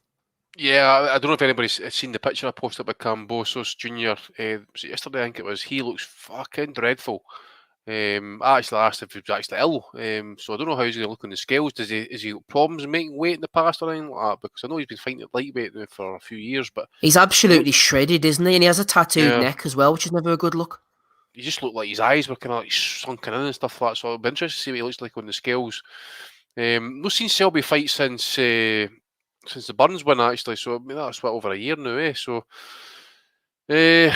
Yeah, we'll wait to see how he performs up at the new weight. But I agree with the comments about McCarthy and that Belgian guy. He is okay. He's pretty decent. He's pushing Ngumbu all the way. But even Usyk Chizora's again, it's a bit like that Murray fight against Saunders, isn't it? It's just they went back and recycled it because that was the fight that Usyk was meant to have before he got a world title fight. Obviously, I mean, there was a big high power meeting with Eddie and Usyk's people, just literally like within 3 to 4 weeks just before the lockdown happened and stuff. Now, obviously, at that meeting they were discussed because obviously Usyk was next in line to fight Joshua. Obviously, Eddie's then made a deal to try and smooth it over, maybe give Usyk another couple of paydays, same with Chisora and stuff like that as well. But it's just not worked out, obviously, with the situation and that. But they go back to it. The whole situation, Usyk's going to be waiting for a title fight, and I could possibly see, as I say, know that the belts matter at this point, but Fury and Josh would need to get it on, dump the belts. Everybody knows who the champion is, and let the rest of them, create their own legacies, their own histories, and pick up the belts and stuff. Because at some point, the politics is going to come into this. Mandatories are going to get called. People are going to, start calling for fights and stuff, and Eddie's going to have to start smoothing people over. We don't know what's happening with the Wilder situation yet either, actually. So we just need to kind of wait and see how it plays out. But Usyk, I'll be disappointed if Usyk doesn't stop Chisora at this point. This Chisora should be getting stopped, in my opinion. If he doesn't do it, I will be more than severely disappointed, actually, because Chisora, to me, is washed. He'll always be decent form at maybe... Well, definitely at British level, maybe European level when he can be asked for it, but he might give Usyk a wee bit of problem in that. He might come in winging shots and stuff, might get Usyk backing off a wee bit in that. But I suspect, and I do expect Usyk to win well. So wait and see how it goes. But again, just poor all round. And they have Eddie shit on like Showtime. As I say, I go back to about a few weeks ago now when Eddie was shitting on Showtime when they released their schedule of fights and stuff like the Charlos and Lipinets here last night and stuff like that. Compared to what he put on, right? Tommy mentioned a tweet the other day there that we pay over 100 quid a month for Sky subscriptions, and you're asked to be paying 19, 20 quid for this pay-per-view, whereas Showtime is like, what is it, £8 a month, $8 a month subscription, and $50 for a pay-per-view and stuff. So even then, it's still cheaper than what Sky are charging for our content and stuff like that. And the content we're getting is fucking horrific. And okay, we can mention BT as well. Their content's been pretty poor and stuff, but when you're putting this shit on pay-per-view, 3 cars on pay-per-view, it's absolutely horrendous. Fucking football's on pay-per-view as well now, Andy. You got to pay for Burnley against West Brom on pay-per-view. Fucking hell, that's what I says. Look, I say the other day, it says Sky Sports, they've got no Serie A, they've got no Eredivisie, they've got no Bundesliga, they've got no French football, no Champions League, no Europa League. The boxing content shite or of accidental value, as I mentioned and stuff like that. Fulham Palace was 15 quid to buy there yesterday. Apparently there's an uproar, I've read today in the press and stuff like that about the pay-per-views and stuff like that. Apparently Sky and BT didn't want to do it. Well, why fucking do it then? Why charge it if you didn't want to do it? Because you're fucking snakes. You kind of fans kind of go and see their team and stuff like that. So what do? You come the cunt and start putting their games behind paywalls and stuff like that. And you wonder why we do it illegally. Because you're a shower of robbing bastards. Who wants to fucking pay £15 to watch Fulham against Palace? Fuck off. I mean, I paid... I said to Dave Lee the other day, I was happy to pay 10 quid to watch Lopez Lomachenko. Why? Because it was a fight that everybody was wanting to see. Everybody was talking about it. And Lopez carried the promotion and he got us all hyped for it. And that's what it's all about. It was a fucking really good fight that we all wanted to see. Right? Didn't they kind of break up as a really good fight, in the day? But it was, we got what we wanted. We got to see the two guys in the ring fighting. This is shit. 20 quid to watch Usyk fucking smash up Chisora. Tommy McCarthy probably falls short against a Belgian. And Lee Selby bore the shit off us over 12 rounds against a guy who's probably going to fail to make weight. And, the women's fight, I'm not interested in that. In fact, you got 2 women's fight on that card. And Dave fucking Allen fighting fucking Mr. fucking Blobby. What the fuck? 20 quid? But Aaron gave some good insights in one of his interviews this week into why they charge so much pay-per-view in the States, and it's because the network takes 50%, and Sky and BT only take 15%. So you could bet if BT and Sky were getting a higher percentage, the fucking pay-per-view, they'd be charging £100 to watch Anthony Joshua. Of course the fucking would. So there's this kind of moral stance that, our pay-per-views are less expensive. That doesn't mean jack shit, even in Ed. The good thing is, Rob, Don King used to get shit for the cards that he put on. Eddie's making Don King look like the good guy here. But look at the fights that King used to put on, man. Exactly. Look at how competitive they were. Like they were. Those were stacked cards. Those were stacked cards. World title fights, 4 or 5 world title fights in the card. Julio Cesar Chavez, McClellan, heavyweights. It was fucking Hopkins, Judo, Rackman, yeah. Terry Norris, Julian Jackson. Fucking, you name the heavyweights. Nobody's getting paid apart from Don. and his son Carol. Here, Andy, just rounding off the undercard before we go into the Chisora fight. I've seen a picture of Cambosos. When he said he was going to beat Lee Selby at his own game, I didn't think becoming a weight drain skeleton was going to be part of his strategy. Yeah, that's what I'm saying, mate. He looks horrific. He's got really, I don't know if it's just his naturally his skin complexion, but his eyes were black. He looked like he was really. Seriously, man, if you looked at him if you were not involved in boxing, you had not a clue who that guy was, you would think he was a drug addict or something like that, or he was, He was wandered out of Auschwitz or something, or he's like hooked to like Oxycontin or something like that. He looks awful. You know, I remember when Lee Selby was trying to make 126. The state he was in trying to make it, and then he'd go into the ring and bore his shit off us for 12 rounds and that as well as an equal measure. You're like, fucking hell, you just don't want to watch that shit anymore. And I could see it. I could see it in this fight as well happening. This will be a stink fest. Looking forward to it, as Andy is. Rob, let's move on to the main event then, shall we? Big Derek, Del Boy, Chisora going in against Alexander Usyk. A few talking points got written down here. First of all, the training situation. No Caldwell in the corner. Chisora being trained by your man Steve Broughton, however you pronounce it, Rob, who was, I think he was Shane McGuigan's understudy for a while. Anyway, the point is, inexperienced trainer, possibly being in the corner, unless I'm getting this wrong, reeks a little bit of Dillian White getting that fella in before the Povetkin fight. Well, I don't think Chisora gives a shit, man, does he? Like, he's well past his sell-by date, and for him to still be on pay-per-views, he's a very shrewd businessman. He's kept himself around and kept himself relevant, thrown over a few tables, put in a good performance against Klitschko, got absolutely beat to death by Tyson Fury, and sparked by David Haye, gave Dillian White life and death, but what does that say, really? Knocked out by, I don't know, like, you could not see Chisora being competitive even in this Usyk fight, unless Usyk is a slow starter and Del Boy gets some rounds at the start just from pressure. But you got to think Usyk's feet and everything are going to be just way too sharp. Combination punching is going to be way too sharp, and he's going to break Chisora down and do what he wants with him. But the charge for this, man, like who the fuck is Usyk really in the UK to be headlining the pay-per-view just because he fucking sparked Tony Bellew? I know we know, like, the boxing public know, but even we don't think he's a fucking pay-per-view star yet. Like, holy shit, man, against Derek Chisora. Like, it's different if he's fighting Joshua or he's fighting Fury. Like, he's gone up for the big one, but he's fighting a fucking fella who's shot to bits. Like, well, he's not, I don't know if he's shot to bits, but he's certainly washed, like, compared to what he was in his heyday. Maybe he makes this a competitive fight. Right now, I don't give a shit how many videos he's hanging out like a bat with David Haye hitting him in the fucking stomach. He's not ready for Usyk, like. And, if I'm wrong, I'll eat my words, and I will give him all credit because I think he's been an entertaining guy over the years. He comes to fight. There's something about him. He's an interesting character, and he's made a brilliant career for himself getting paid to be the B-side and lose in big fights, but he doesn't care because he's back there all the time. So I will eat my words if he does anything in this fight, but I just cannot see it. Can't see it. Ozzy, I'm desperately trying to find some elements of intrigue here to justify the £20 pay-per-view purchase. I'm trying to think from a Usyk point of view.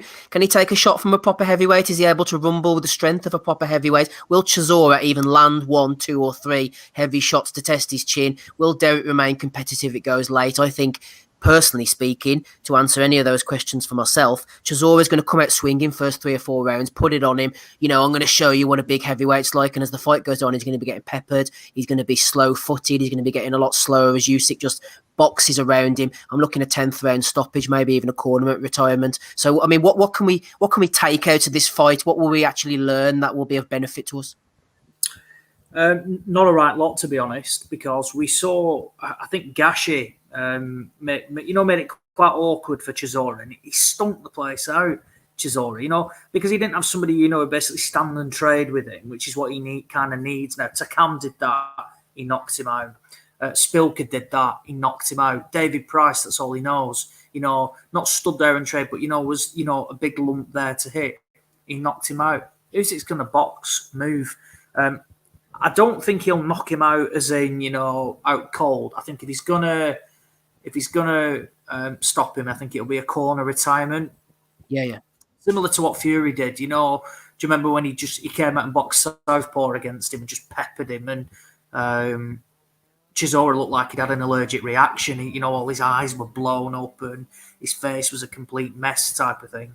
So I think that's what it's going to be like. I just don't think Chisora's got, I just don't see how he might try and make it, like rough Usyk up type of thing as well. But let's have it right. Usyk's been in, with fucking. You can argue Garcia, hits like a fucking heavyweight. And Usyk wasn't phased about that type of thing. They all bang on about fucking what's his face, Tony Bellew's power. They all had you talking about that. Oh, he hits like a heavyweight. Now he's at cruiserweight. Well, Bellew didn't budge Usyk either. I think from memory, Bradis landed some big shots on Usyk as well, and he took them. So I don't think there's any qualms about his chin. And yes, I'm sure he'll always definitely be able to take a shot off a heavyweight. I just don't see how Chisora, wins. I really don't. Chisora's been washed for a while. He's just been marketed well. And he's had a couple of good, like I say, good wins. But, he's been able to come back. But then just rewind to the Caballel fight. He was shite in that and got completely outboxed. So, I don't think it'll be a great fight. I don't think it'll be tremendous. But it might be interesting early on, if Chisora does try and get on his chest, rough him up type of thing, try and make it a bit of a fight. But if Usyk gets into a groove pretty quickly, I think it could be a bit of a drab night, to be honest. And it'll either, like I said, be a late stoppage in terms of like a retirement, or it'll be a very wide points win for Usyk. But I don't give Chisora any chance whatsoever in this. Dominic's on the call with us. Welcome to you, Dominic. You join us during the Alexander Usyk, Derek Chisora preview. Interested to hear what you say. This is Chisora's big cash-out fight. Well, since the last big cash-out fight, he seems to be having quite a few before we eventually see the back of him. It's a bit of a Danny Williams-esque career, which he's heading into at the moment. Guys on Twitter, which is obviously the lot of truth floating about there, saying Chisora, Dominic, is getting absolutely millions of pounds to take this fight. No wonder Bean can't afford to buy anything for Sky.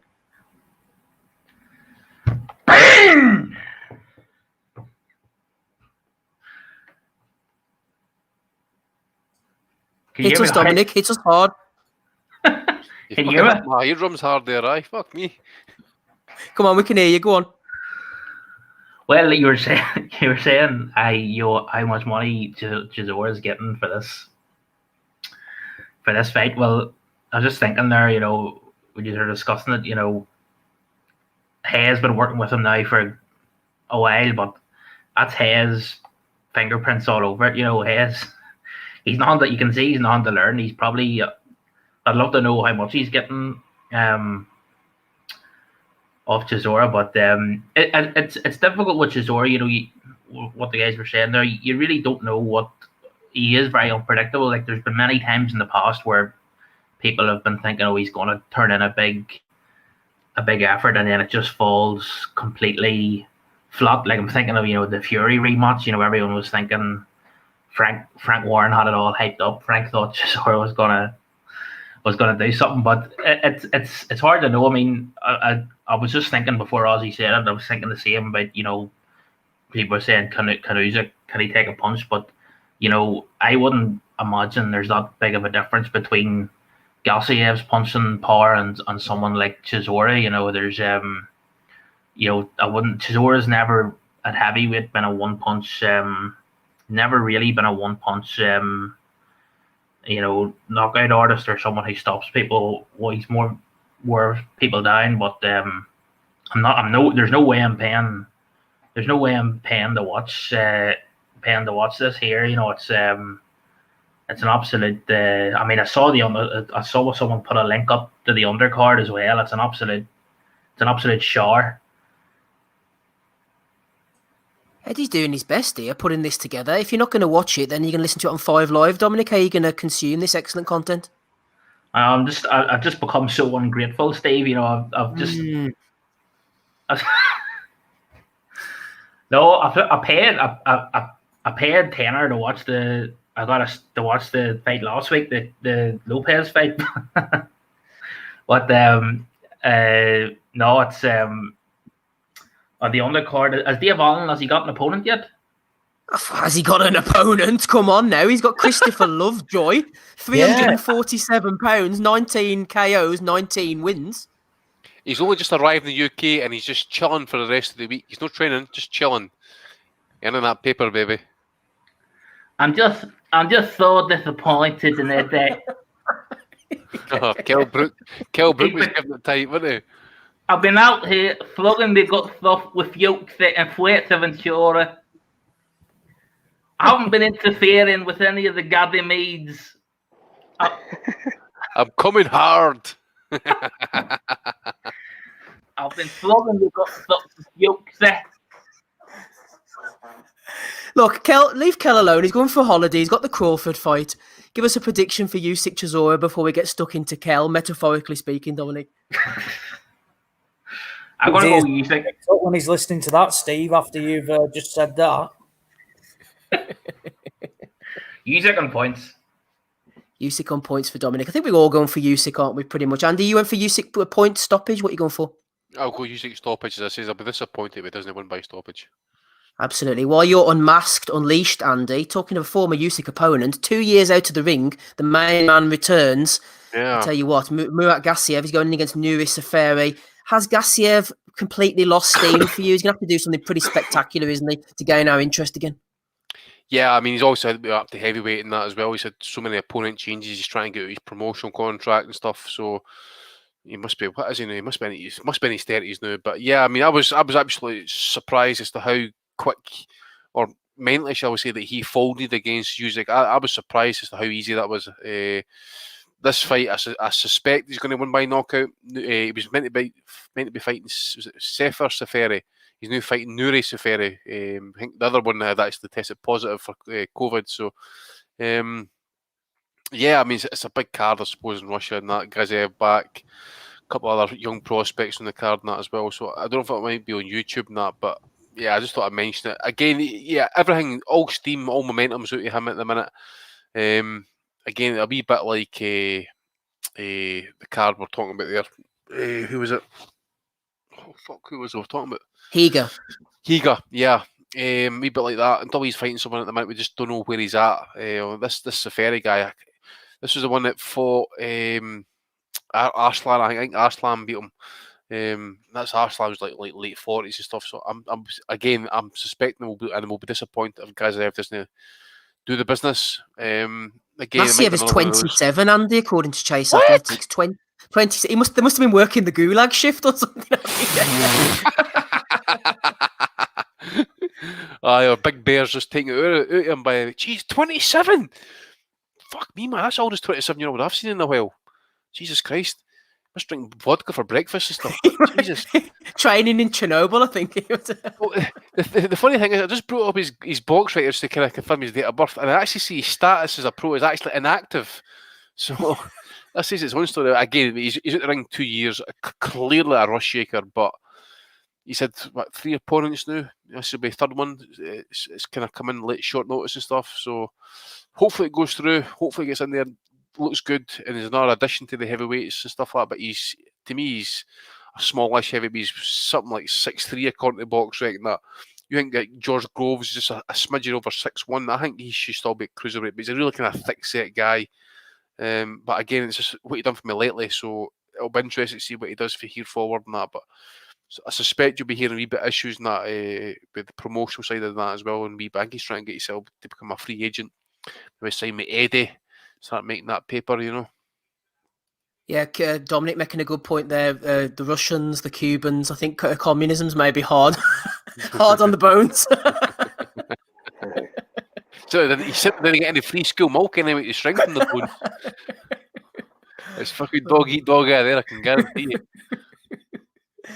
Absolutely. Good luck to Gassiev next week. Hopefully we can see him back at heavyweight, becoming a force. Heavyweight boxing opinions coming your way. Dominic's on the call with us, rapping Rob Kelly, Ozzy, Andy. Great contribution from weekly rant merchant Adam Smitho-Smith, who jumped on the call and disappeared after about 30 seconds. Hopefully we'll get Smitho back again soon. Let's move on. We've got Inoue to come as well. We're going to the other big fight of the weekend in the Alamodome, San Antonio, Texas. No sign of Gabe this week, unfortunately. I think he's died of death.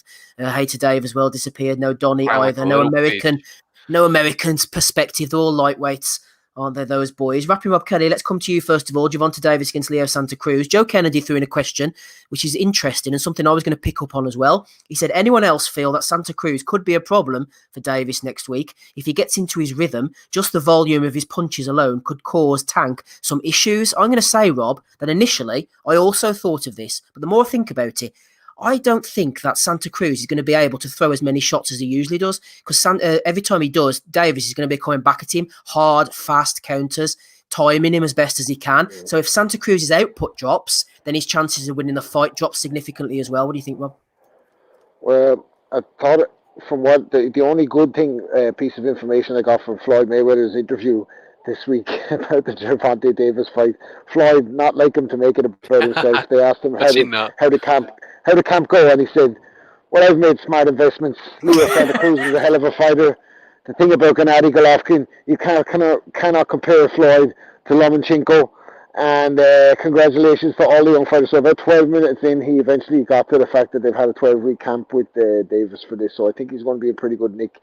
It's funny, this week, lockdown kicked back in Ireland, and I was came up in the suggestions. One of our old fucking podcasts from back when Spence was due to fight Brook, and Davis had just not come to the UK and knocked Liam Welsh flying. And you know, it seemed like he was going to be the next big thing at lightweight, and it's just so funny how it's after turning out that Teofimo Lopez has come up, completely eclipsed him. I think Leo, I think you're onto something there. I think Davis is too big for Leo Santa Cruz. I think Cruz will make him look uncomfortable, and Davis will look to bail himself out with his power. But if he's anyway sharp, I think it'll be tough night for Leo Santa Cruz, because he is a great fighter, but had potential to become a great fighter, I should say. But his career since then, blowing up in weight between fights, he's not living the life, smacking up the baby mother or whatever, yanking her up in public, calling her out, you know, moving the wrong way. Eventually it's going to catch up on him. Is it going to be in this fight? I don't know. I think he's on too much of a KO hot streak, and I think Cruz's inactivity against top tier people is not going to help him, and he's fighting 2 weight classes above his best weight, Leo Santa Cruz, no doubt about it. He moved up a weight so he didn't have to fight Rigo, quite open about it, and in it for the money. So I would like to say he does something to Gervonta in this fight, but I can't see that either. I think it would be quite comfortable for Davis. Yeah, Davis, Aussie, for all of his physique, he's cutting weight, going in between weights and stuff. There's a chance he could be drained, but I don't think it's a factor at his age at the moment. He's probably young enough still to be able to ride that out, and it might be an advantage coming in a bit heavier. I think he can do the weight at the moment just about well enough stamina-wise, and I think he can last the distance well enough. It will start catching up on him eventually, but I don't think he's at that stage yet. No, I agree. I think he'll knock Santa Cruz out, to be honest, and I think he'll get to him quite early. I like Davis, and at the end of the day, look, with Mayweather, they'll take fights that they want to take, and there's a reason they're taking this fight, because they think not only can they win, but they can do it in pretty fine fashion as well, and that's what I think he'll do. I saw a picture of him, and I thought he looked pretty good at the weight. I didn't think, I thought he looked decent. He does, yeah. What weight is this at? Is this at lightweight? Or is this at super feather? Super feather. Super feather, 130, yeah. Right, so it's at super feather, but then the lightweight title's on the line as well. I know, it's ridiculous. Yeah, it's odd. Yeah, odd. But anyway, yeah. No, I think Davis will get to Santa Cruz, and I think it's a good point that if Santa Cruz can't get his shots off, Davis will ultimately get to him. What I didn't realise as well for Davis, again, opponent-wise wasn't great, but he fought 3 times last year. Yeah, he's not had a fight this year, but not many did, early on. So it's quite interesting that he's, He's, he's coming off the back of 3 fights there when he smashed up Gamboa as well, which was at the back end of last year. But no, this is a great fight, and I'm looking forward to it. I am debating getting up for it. Certainly because I think the snooze fest on Saturday night will send me to sleep early, so I don't think it'll be an issue getting up for the Davis Santa Cruz fight. You can't sleep next week. We've got a post-fight pod, so you better be awake for it. Yeah, I forgot about that. Right, So you get pitched instead.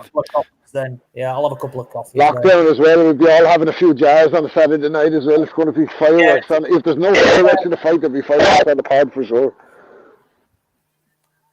Fuck's sake. Sorry, the Raiders have just conceded again. But the what's it called? I think Tom Brady, baby. Yeah, Tom Brady. Huge. Must have been about 60 yard of that. I think what's it called?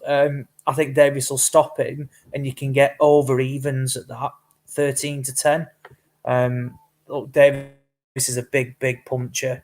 He's fighting a guy, that, as we say, is 2 weights above his natural weight. I think some not there for the taking. That's the wrong turn of phrase. But this is a fight I think Gervonta Davis will look very good in. And again, everybody will start. Everyone will be talking about him for once for the right reasons. Showtime were fairly pushing this one, Andy. I thought it was the most underwhelming bit of plug-in they were doing of the weekend. They said it's a 3-time world champion, Gervonta Davis, against 4-weight world champion Leo Santa Cruz. If ever there was an indication that there's too many belts and being picked up a little bit too easily, it was that little statement. Yeah, I mean, the whole situation with the belts here actually reminds me of the Sugar Ray Leonard, Danny Lalonde, super middleweight, light heavyweight belt. Light heavyweight, yeah. Yeah, it was just absolute shambles, man. I agree with what Rob was saying in that as well on this fight.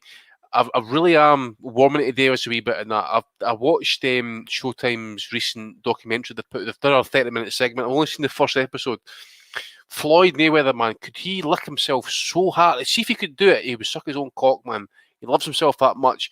He's talking about promoting Gervonta Davis and that, right? Rather than just let Davis talk, Floyd's talking about the pay-per-views he sold and being the king and undefeated 50 and all that sort of shit and that. See, when Davis spoke, he was actually quite engaging. He was actually quite, not so much, I wouldn't say intelligent, but quite thoughtful, quite humble to a point. There's that word, shall we say? But you see him go back to his roots and stuff at Baltimore, and they're talking about he's meeting some of the old crew and that back in the hood, and they're really pleased for him and stuff. Says, but it was a bit of a problem trying to keep you in the straight and narrow. One thing I did notice for that, I think he's really one of the kids that he needs his trainer really dogging him all the time, because he was like, during some of these training drills he was doing, and I know Dominic's seen it in that, but he was really having to be pushed. So I wonder, is it just a wee element to me, just thinks about, well, okay, if he can't get him out of there, could he unravel a wee bit? But I think I also agree with Rob, Santa Cruz is way above his best weight here. I mean, what is he going to come in at 130 in that? Okay, but I don't know if there's a catch weight for these two belts. I'm not entirely sure here, but I think Davis potentially could knock him out. Again, it depends how he makes the weight in that as well, because he struggled with Gamboa. That was a struggle to make weight, and that was Gamboa doing his Achilles at the same time. But this fight, he seems to have taken it very seriously. He's dogging it in the gym and stuff. He's been out in Vegas now for the best part of 8 weeks, I believe. Floyd's getting them in there sparring and stuff like heavy sparring sessions.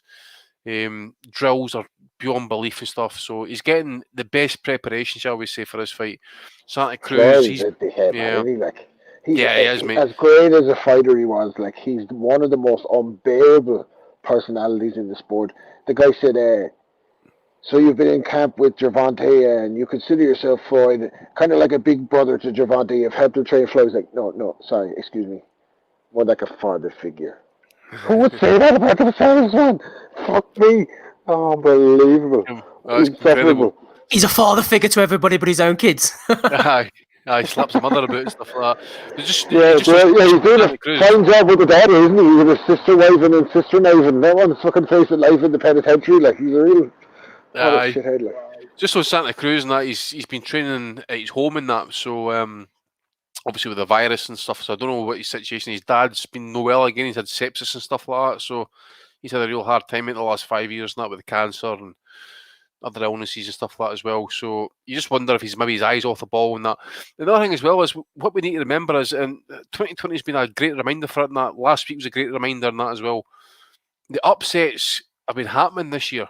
We've seen fighters coming out the blue, take their opportunities and stuff, like Max Hughes, for example. You never know, he may get a phone call for a world title fight shortly. You never know. He's getting himself up up the rankings and stuff. But considering something like Frampton, for example, he didn't look great. Jacobs didn't look great, so you just wonder that as well. Is these guys coming off long periods of inactivity, considering what Javonte Davis has got to go through to try and make weight?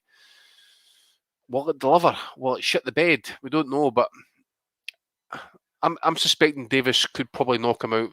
But if he's in any way struggling with his weight and stuff like that, and Santa Cruz being naturally smaller, maybe his activity might just win him the fight. We just don't know. I'll not get up for it though. I'll definitely get up early and download it about 7 o'clock or whatever and that. But yeah, I'm going to say Davis. I'll go late stoppage. Late stoppage for Davis. I'm going for Davis on points. Dominic, Santa Cruz. Pretty straightforward, isn't it? This isn't the Rafael Rivera of the world that he's fighting against here. This is someone who's going to create angles, big power around those angles as well. If he's going to come in straight lines, Santa Cruz, he's going to be picked off. Yeah, I agree, Steve, with you and Ozzy and Andy. I've since I knew this fight was being made, I thought Davis straight away when I first heard about it. I thought he was going to win, and I still think he's going to win. I mean, the thing about it is Cruz, as you say, Steve, about the volume, the first Frampton fight, when probably Frampton's best performance, Frampton was able to catch him hard enough to, Cruz still threw a lot of punches in that fight, but they weren't as, he wasn't landing himself as much. Davis he's obviously, I think Davis he's quite a step up from someone like Frampton, and it's very interesting because you were saying there that Floyd and Davis's people, they've obviously picked this fight because they're pretty convinced that Cruz is going to make Davis look very good. But equally, I'm intrigued on the other side of the coin, Steve, about why Cruz and his team, why they have gone for this fight, especially in light of his previous since the Frampton fight. I mean, if you look at his resume since the Frampton rematch, I mean, and even before the Frampton fights, I mean, apart from Frampton and Admer Marias, I mean, who has Cruz really? I mean, there's a lot of dross on his record. To me, this is the conundrum is, what have they seen in Davis, or what do they think they've seen to make them, go for the fight? Now, it might obviously be that they think he's gonna money. He's gonna money. Yes, yeah, I think so. I think it is too, because I mean, I think he's gonna be getting. He's never. The thing about him is, Cruz, he's never really been hurt. I mean, I think he does have good whiskers. Even in the Frampton, the first fight, I don't think he was ever seriously hurt in that fight. But he's never been in with anyone, I think, who punches as crisply and as sharply as this guy. I mean, this guy really does. I think Davis really does, and he is. I agree with what Ozzy and I like him too. I'm sort of a feeling of a bit of disappointment in the sense that I don't think we've seen the best of him, and I would love for him to have fought Lomachenko before Lomachenko got beat last week. I would have loved to see that fight. Now, obviously, there's all sorts of other reasons why it wouldn't happen, but with the promote Bob Arm and all that sort of stuff. But a lot of fighters are described as being from the streets, but this guy really is. Davis really is from the streets. I think he really is from a rough back. Like he's not had an easy an easy start, shall we say? But it's very. I'll be interested to see it. I think I'm going for like a mid to maybe stoppage around 8 rounds, but I think this. I don't think Cruz is will have been in with anyone that punches as hard as Davis does. And he's a step up from Frampton. He's I think he's that time he came over and knocked out Liam Walsh. That was mighty impressive. The other thought that I have on this, Steve, is the guys were saying obviously the fight's it's at 130. It's contracted for 130, but there's also that lightweight regular title on the line. But I was just talking about the fight earlier with my brother, and I was saying to him, you think about Davis's struggles with the with making the weight and why he moved up to lightweight. So to me, like, I'll believe the fight's going to be for the 130-pound title when I see Davis making the weight. And I wouldn't be surprised if he just comes in over the weight. Now, my brother said back to me, he said, well, given that it's a pay-per-view fight, will there not be more pressure on him to make the weight? But I'm just saying, I would wait to see that he makes, even though the fight's contracted for super featherweight for 130. I'll wait to see that he's same on the scale. So. I don't think so. I think they said he was already 139 last week, so I think he's going to come in on weight. Have you seen Rob those on the showtimes, the preview shows? He's in all the training clips. He's been in the sweat gear. I haven't seen him so far. I'm going to catch up with him on lockdown this week. But I'd say as well about Davis. Oh fuck! I forgot what I was going to say. It was a good one though. I'll come back to it. Oh no, you were saying about a few from the streets. I was saying, yeah, it's an understatement. The night of the Fonseca fight, someone from his neighborhood had one of his relatives kidnapped and was trying to extort him for $100,000 or something. So yeah.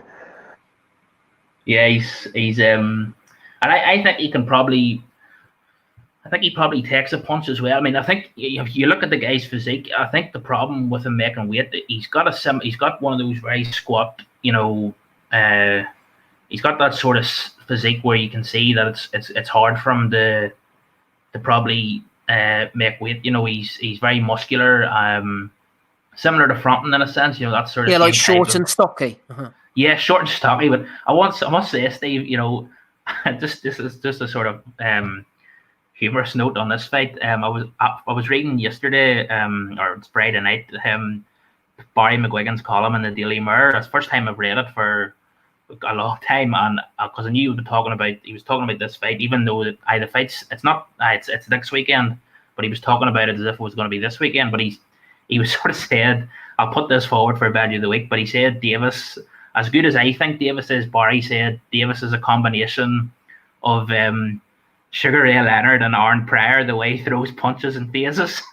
I was just like, I do rate Davis, but he's not at that sort of level. But it was also funny in that Barry, he sort of said he turned in, he said a few words about Cruz, and he said Leo Santa Cruz with only one defeat in 39 fights, full stop. And he didn't say who the fan that beat him was. Man of truth is Barry, man of truth.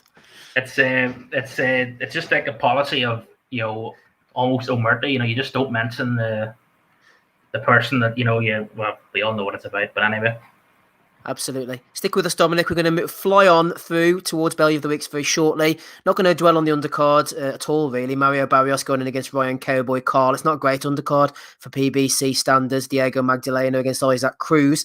Cruz lost, am I right? Let me have a look here. Saying Cruz lost to Stephen Fulton. No, Fulton's down away.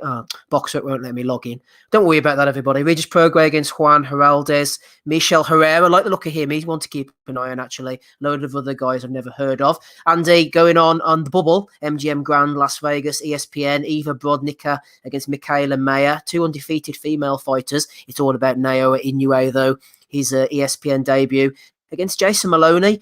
It's good to see Inoue shedding the rust, and I think he might be made to work. He's not just going to go and blast out somebody like Maloney. I think he's a tough Aussie, isn't he? He's going to take him a few rounds. What do you think? Possibly. I think it's a mandatory defence, like WBA, possibly. Maloney was the one that went distance and gave Rodriguez a few problems in that, but I suspect Inoue will get to him. I'm going to say he does him body shots probably about the 7th round, 8th round. I think Maloney's also kind of problematic for kind of swellings and maybe cuts and that as well, so that could be maybe an issue in that. So I like to see Maloney. I mean, I like Andrew in that as well, but hopefully he puts a solid performance. I know Andrew got beat in his fight. It's a tough ask for Jason, I must admit. It's a really, really big ask for him. If I just want to see him do well in that. Just hopefully we get a decent fight out of it. And then you doesn't come in like he's been doing, just blasting guys away like within 2-3 rounds and that. Obviously, Donaire was like an exception. I think everybody even felt that Donaire was going to get stopped in that, and he did really well, even with that body shot and that, man. Bloody hell. So yeah, I'm going to say Inoue, probably 7th, 8th round stoppage with the body shot. See this, Michaela Mayer, was that her that got done for swallowing the man milk and failed the positive test, or is that Was that somebody else? Oh, I thought, was that not Fuchs. Jessica Fuchs. I think that was her name. Oh, sorry. yeah, it was Fuchs. Yeah, it was Fuchs. That's right. Yeah. So, I mean, I dare say this undercard will probably get dropped again, maybe early next week. Top Rank generally kind of keep their undercard off box rank until really about Tuesday or Wednesdays and stuff like that. So I suspect it'll beef up a wee bit, but who's on it, I don't know. And I dare say it'll be nothing amazing unless it's accidental value. It won't be if it's not listed already, would it? You wouldn't have thought. Nah, I wouldn't think so, mate. I wouldn't think so. But yeah, I mean, as I say, it's obviously anyway, great to see him back, Maloney and that as well. You just hope it's going to be some sort of contest and anyway doesn't blast through him. But, you know, as I say, Maloney's he's mixed at decent levels and stuff like that. But at the same time, I think he's worked himself back into position here. And if you look at the course, his last few opponents and stuff, he's clearly just sat on the ranking belt for a wee bit, and finally the mandatories got called and that. And to be honest, anyway, would look at it probably as an easy defence, I think, personally. Okay, I have a question coming in for Aussie. Just before we do so, shout out to everybody in the chat. Good to see a few new faces there. Fat Nixie347, Take Ames has joined us well. Hit the like for the boys, says Take Ames. Completely agree with that. Hit the like if you enjoy what we're doing. Hit the dislike if you don't. In fact, no, don't hit the dislike, actually. Don't be a pussy. Don't hit the dislike. Don't leave us a 1-star review. Come and tell us what you don't like about us. If you're not happy, leave a comment in the YouTube. Come on the call if you want to. Leave a voice message. Leave a voice message. Alex Middo did this week. Come and tell us what you're not happy about. Yeah, do what Smiddle does, but I'll tell you what I'm not happy about. The super chat pledges. You know, there's no very many coming in, so I think we need to start asking the punters, come on, get them coming in. Absolutely. Tommy's cupboard is running dry there over in Super Chat Towers. Good to have Andy with us. Aussie, rapping Rob Kelly, Dominic as well. Aussie, question for you coming from our good friend Des over at Des Boxing. Good lad, his Des listens every week. Shout out to you, walking the dog on a Monday morning, as you will be when you hear this. Enough of all that nonsense, Aussie. Des says, I'm expecting to see big changes at Sky. There's a last days of Rome feeling about it. The wheels have come off the AJ train, although he's still a big attraction. He isn't the only show in town anymore. In my opinion, they've massively underpromoted other talent, and the boxing brand with Sky seems to be more about storylines and spin rather than actual quality of boxing. In the last week, we've seen genuine disappointment and open swipes from trainers and fighters who feel let down, Aussie. Is boxing now at its lowest point since the Matchroom exclusive deal started back in 2010? Have we seen the sport regress in that time? I wouldn't say it's certainly not at its lowest point because there's a huge interest in it regardless. Now, from a hardcore perspective, yeah, a lot of us are pissed off because of the amount of shite that's on offer. But it's certainly not at its lowest point. Look, you've arguably got, what have you got TV-wise? You've got Fat Nick's back with Channel 5. You've got MTK doing big things. You've got Frank Warren and BT. You've got Matchroom and Sky. So it's certainly not at its lowest point. But what has changed is the quality of shows that you get. I mean, look at the pay-per-view this weekend. It's shite. Smiddle said it right. Women's, like world title fights, and I say that in inverted commas, are being used to prop up, pay-per-views or Saturday night fight nights. And I certainly think the quality is diluted, and somewhat lockdown has kind of forced certain, matches to be made to an extent, though.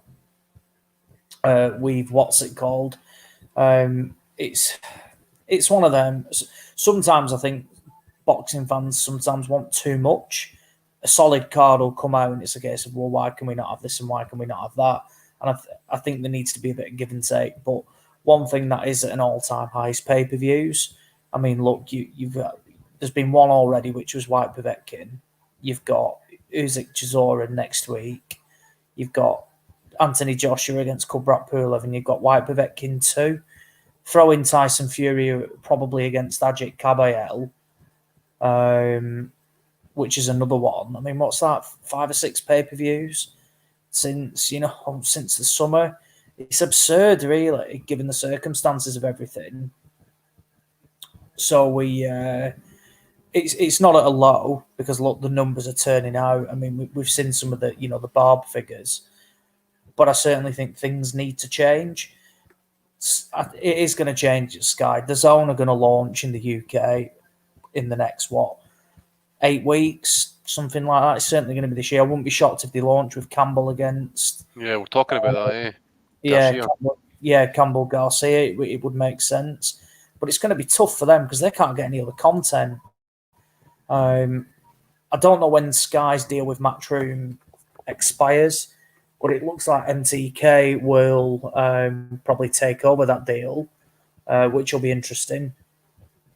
And as for Matchroom, it's a huge punt if they put all their eggs in the DAZN basket, because that platform is struggling, in my opinion. There's too much noise, too many redundancies, and too many things happening for it to be a success. And I think in the UK, for it to work, you need the football behind you, because Absolutely. you're going to attract your average, your casual punters. I don't see, people flocking to DAZN to watch fucking Katie Taylor box some absolute no mark from Mexico, or fucking Shannon Courtney against Rachel Ball 2 or something like that. No chance. So back to the point, it's not at an all-time low, but I certainly think it's, I don't know the way to word it, but from a hardcore perspective, the sport is becoming more and more frustrating, because it's not about quality anymore for the casuals. It's more about profile. So the likes of like Dave Allen propping up storylines. Storylines. Oh, what a great story. What a great story. It's things like that. I'd rather see a fucking competitive area level fight that produces the goods, not some name against absolute no mark because we get to see the said name in the ring. Couldn't give a fuck about that. I always say, give me competitive fights all the time. Don't give a toss about these stories. Some of them are good, yeah, but it doesn't. Terry Harper working in the chippy Aussie 3 weeks ago. Yeah. You can smell the chip fat coming off her in that corner. Yeah, well, good for her. Why do we care about that? Yeah, fuck me, she was working in a chippy. Yeah, good for her. Fine. It doesn't, and no one gives a fuck.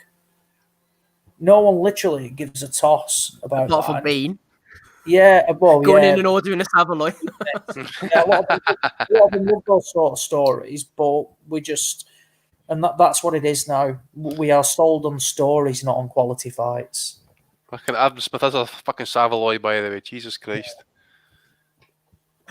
The last days of Rome, Andy, what do you think? Well, I was just mentioning you guys during the week about the fucking, the money you're spending. I mean, okay, well, I'm fortunate to a point, right? I've got Sky, got Netflix, Amazon Prime, and I've got Disney, right? Mainly for the kids and stuff like that. That's about 160 fucking quid, right? I don't know what to bring the zone in.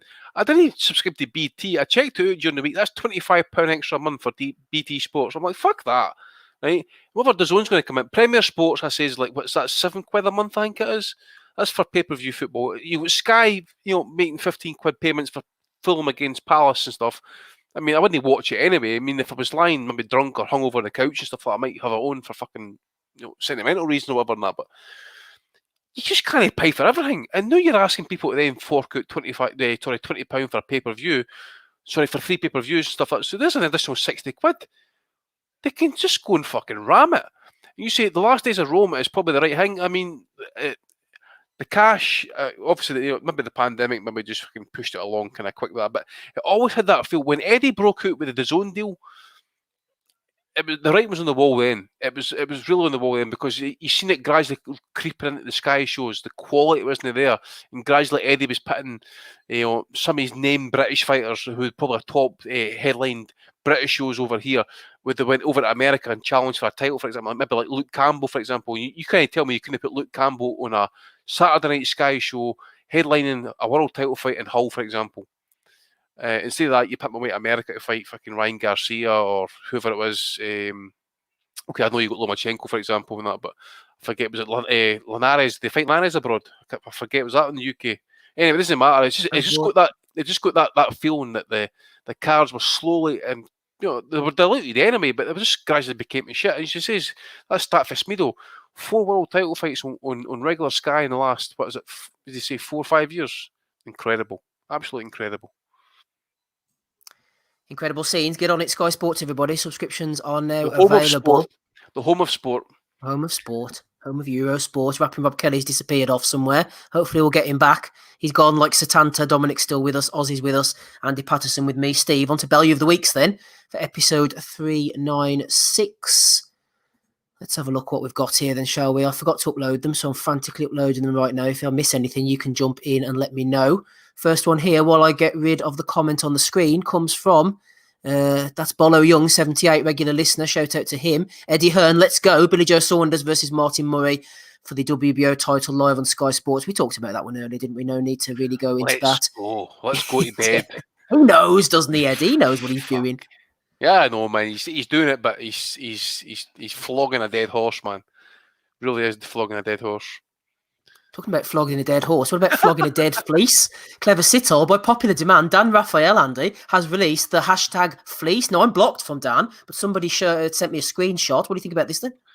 Yeah, I mean, I think, just looking at that, I think Rob might be the only person that's not blocked on that account, actually. But, yeah, it's a sensational piece of boxing history, the memorabilia and that, you know. You could buy it as a quilt for your wife or something like that. I don't know. You could fit about 3 wives in there, couldn't you? I was gonna say, for the polygamous community. You could fit a family. It's more of a tent, isn't it, or something like that? Please. A harp, a hammock. Do you think now he's left ESPN, he's trying to build bridges with like the ones that have abused him all the time, so he's going to tweet out things like this? So he's just randomly put by popular demand. I mean, I genuinely don't believe people have been tweeting him saying, "Can we see the fleece? Can we see the fleece?" Maybe he's just thought, yeah, let's try and build some bridges. And what about scratch and sniff, Ozzy? Like a virtual fleece? Oh yeah, no, man. Can you imagine him just like when he like wipes the ooze out his belly button or the cracks the tap of his arse and stuff like that, man? Pure filth. Pure fucking filth. And he's actually had the pleasure of sitting next to a Raging Babe at a boxing event. But his fucking mind went some places. I bet it was raging, all right. Not Smido raging either. He's worked for boxing scene now, eh? So. Oh dear. Yes, good luck to Dan Raphael. Probably got Steve Kim's leftover job, you know. Steve Kim's leftover food. Billy Nelson, my prediction is Lewis Ritson will win a world title at the end of the year. Luke says, really? Does he beat Taylor or Prograis for you, Billy? Weirdly, I think he has more success against Prograis than he did Vasquez due to styles. But I still think Prograis would have far too much for him. Billy says, I think given another couple of fights, he could progress. A good scrap. Gary Kavanagh nominating that whole conversation for a Bellew of the Week. As I said before, I wouldn't be surprised if Lewis Ritson did win a world title because the bar has been dragged so low. So there you go. So Ruiz Hauser Fitzgerald has jumped in with Mark Williams asking about Barry Hearn with his links to Jeffrey Epstein. Mark Williams wasn't biting. You're not interested, said Fitzgerald, refusing to say why he had one of his phone numbers.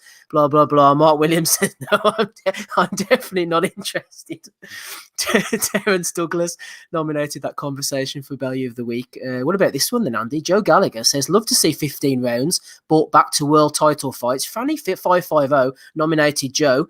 But what about 15 rounders? You could see why Joe, his fighters don't get going until about round 9. Did I say it would suit him? Yeah, I suppose. Left hook to the body. Left hook upstairs. You know, always a left hook to the body, though. I've listened shout out to Joe Gallagher about for that interview he did in the IFL with Wendy McCartan. It was quality. It was not give a fuck to her interview in it. It was genuinely good stuff. He's naming names, you know, fucking fair play to him. Yeah, I just own that. I mean, he's got a point. 15 rounds and that. Okay, I get it, safety and all that sort of stuff again and that, but it weeds out the best for the best. It really does, because the last 3 rounds is just something else, man. You've seen it before. You've just seen fighters that, like, say, I think maybe Amir Khan against Maidana, for example. You know, if that had been 15 rounds, would they have survived? Who knows? He was hurt bad in that 10th round. You just don't know. But it would be great. Survived.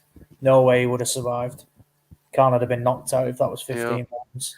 So what I'm saying, it breaks. All these days as well, like they're so in such good physical shape. To go 15 rounds would be more rolling, maybe. I think. I don't know, like, but I think that's they're so much faster and stronger and stuff. Over 15 rounds could be too much damage to be taken. Like, not Otha Jones. He can barely go 15 minutes. Can you imagine like maybe Fury Wilder won going 15 rounds? After Fury That's get what it would dropped have the belt. needed, though, wouldn't it? Would have needed those extra 3 rounds. Exactly. You would have needed the rematch. You would not have needed that rematch, I believe, because Fury came back and won that round just about. But would Wilder have come out in that 13th thinking to himself, I fucking had you down. I had you out, surely. Fuck. Would he then be doubting himself and that? Would Fury then start pressing it, or would Wilder catch him again and Fury just wouldn't recover at all? And that, just you believe it wouldn't be a rematch required there for that 15 rounder. Like, well, I watched the rematch last night when I should have been watching the other cards. And I'll tell you what, like, I can understand why they're not wanting this third Wilder fight, because he really disregarded head movement and everything. Like, and he did ship a couple of punches and we rolled him and all that. Like, but how many chances do you want to give Wilder to knock you out? Well, he'd already had 19 rounds. Like, you want another 10 rounds with him where he could just drop the fucking atomic bomb at any time, even though he's out of the fight. So it's a no-win for them. Like, I'm glad they're moving past it. But Frank didn't seem as confident last night on telly that it was a done deal, that this Wilder fight is not going to happen. So I don't think they've given up on their side. So it remains to be seen what's going to happen there. I called a while back and I thought they could dump the WBC. They could just go straight to Joshua. Let's get it on indeed. No 15 rounders yet, though, despite Joe Gallagher calling out for it. Conor Benn, just read 1 in 2 people will get cancer in a lifetime for blah, blah, blah. MJ Ferguson, 91, nominating Conor there for getting stuck into world affairs. What about this one then, Andy? WBC on Family Feud. Let's have a look there. We've got Ryan Garcia, is that? We've got Evander Holyfield. Riddick Bowe standing up straight, which is always a bonus. Suleiman and Sean Porter. I wonder if Riddick Bowe put his belt back in the bin, by the way. Family Feud. Fucking hell. Morrissey Suleiman, I bet he would demand an apology. You threw my belt in the bin. The Don is not happy. Fuck. He should have gone fishing in the bin. He might have found this fella in there. Evander looks like he works at Dunder and Mifflin. Good old Evander. Did we have an Evander one? We had an Evander one this week, didn't we, Andy? Wasn't there a video you got? Hang on, I think. No, it was the clip. It was about remember the Ryan Garcia putrid fucking promo for the Campbell fight. Mm-hmm. And someone kind of put the two of them together in that way. Tyson against Holyfield. There was no shit talk back in the end days. Like, Holyfield just says, "Look, I'm deserving this fight," or something along those lines. I'm deserving this fight and stuff like that. It says, "I come to win. I come to fight. I'll see you next Saturday." And Tyson's like, "I cannot fucking wait for you, baby. I'm going to enjoy this." Right? And then you've got Ryan Garcia with his fucking shirt open, his fucking medallion where it is touching his body, and he's giving it this fucking cringe about, "I'm going to make Campbell soup of him." And he pulls out this fucking can of soup that he's obviously been paid to fucking promote on his interview and stuff like that. He just cha-ching, just like total fucking pish, right? No charisma whatsoever, stuff like that. Just pish, just absolute fucking pish. That's all I can say. Just what are we net? So we feed, we fucking fud. Just I hope Campbell sparks him, by the way. It's like at this point, you've got Lopez coming in that as well. You've got Virgil Ortiz. It's like there's a takeover happening here. I didn't mind likes of Lopez and Ortiz breaking through and that, but this wanker I've got an issue with because he just beams in fucking tears, and I want to see him bathe in tears once fucking Luke Campbell knocks him out. I hope he does it. I really do hope he does it. And he's right. Times have certainly changed. I'm a winner. I come to win, and there's no doubt about it. And I look forward to being the heavyweight champ of the world. And the only thing that's stopping me being the champ is just time. See you November the 9th.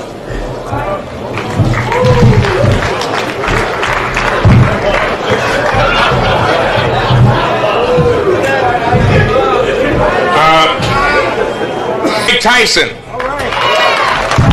Thank you very much. You got nothing coming, man. You got nothing coming. I'ma like this. I'm gonna have a good time this fight. You could just see it, eh? Oh. But he had something coming, but not what he was expecting. Some fight that, by the way. Jesus Christ, how that ended, that first fight was tremendous, man. Tyson. Oh yeah, it was just a great fight. He got his beating that night, but I tell you what, he took it like a fucking proper badass. He did. and in the rematch had the ear bitten Yeah. off. Roasting. Let's have a look then. Back to the Martin Murray, Billy Joe Saunders situation, a situation everybody wants to get back stuck in on New Age Boxing UK. So can you explain to me, WBO, how in August 2020, Martin Murray wasn't in your top 15, but in September 2020, he was ranked 12th? What happened in that month to miraculously springboard him above 13, 14, 15, and for Monroe to drop out? Love to know, chaps. This could be the same Bermuda Triangle that saw a load of guys jump out, Andy, when BJ Flores got catapulted into the WBC top 15 to face Tony. It happens, you know. Well, I know I know the answer to this, mate, and I'm disappointed you came to me first because I'll probably get us sued here with this. But I guess just listen. Hypothetically, I'm not saying this is true, but it's close to it. Probably, I can sense there's something manila, and I suggest it's probably about 6 inches thick. What's inside it? I have no idea, but you get my drift. Absolutely. Something brown and 6 inches thick has been slid in a certain direction, possibly. Who knows? Who knows? Jeffrey Epstein's education is passed in the line. Thank God he's dead. Go ahead, Rob. I've got nothing to say on that one. Oh dear. Who we got here? I can't see because of the Facebook likes in the way. It's something Dogging Society. Anyone else think that Billy Joe Saunders is a good outside bet for Sports Personality of the Year? William McNamara has nominated him for that one. Also, Brian O'Blake has made everybody aware of this Floyd Mayweather Jr. Ring Magazine Championship belt, which is for sale, reduced from $499 to $299.99. It's heavy and it's beautiful. So this is when Floyd won the World Heavyweight Championship. He was awarded the Ring Magazine belt. Floyd Mayweather Jr. Absolutely 100% authentic, Andy. Seems legit, says Brian O'Blake. You'd like to get your hands on that, wouldn't you? Well, without doubt, mate. Without doubt. How much was that again? $300. Yeah, a bit of authentic history for you there. Yeah, legit. I mean, yeah, without doubt. You know, I would probably make an investment on that tenfold in about 20 years, and that when Floyd finally kicks the bucket. You know, when he comes back and fights a heavyweight. Yeah, basically, aye. If you buy it, you get a free quote on double glazing. It could be a smart investment, Rob. You're a hell of a fighter, Steve.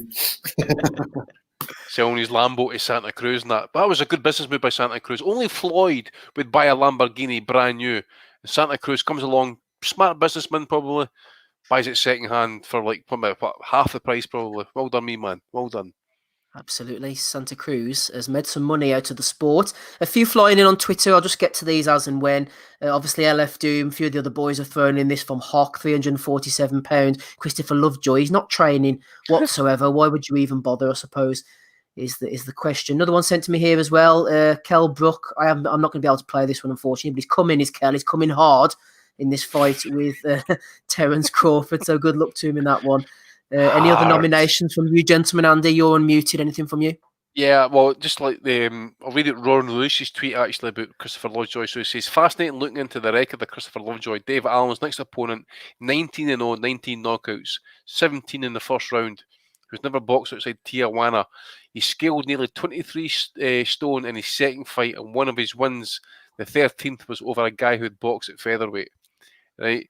I said the talks on the street like, do not go near this fight in a betting sense. By the way, you'll get fuck all on it. It'll be interesting.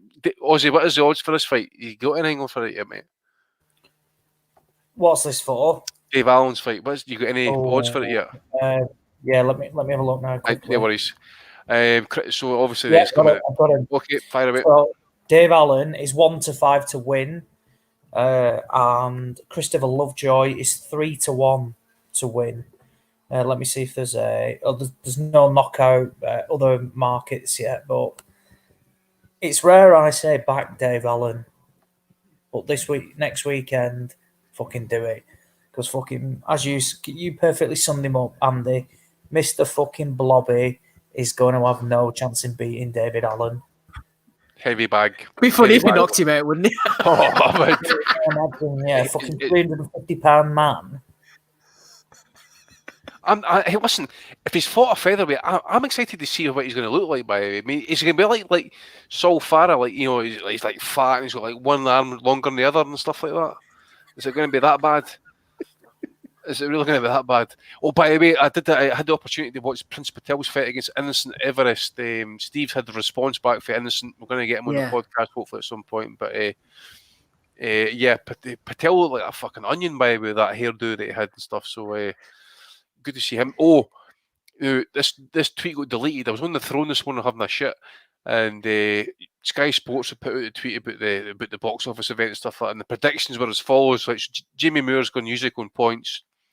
Tasha Jonas has gone Unicorn points. So is Macklin. So is Spencer Oliver.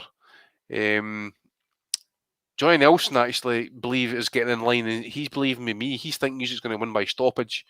But then we get to David Hay, which is naturally he picks Chisora to win by KO within 10 rounds.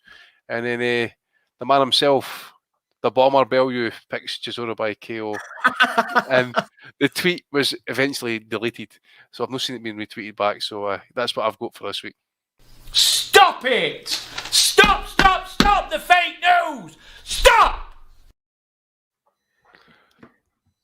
Ozzy, any nominations from you? No, I don't. I'm assuming fucking Chippy Tits Christopher Lovejoy has certainly been nominated for his existing. Well, yeah, that and putting on £110 since January 2020. Talk about fighting shape. Yeah, fair play to him. That is some effort.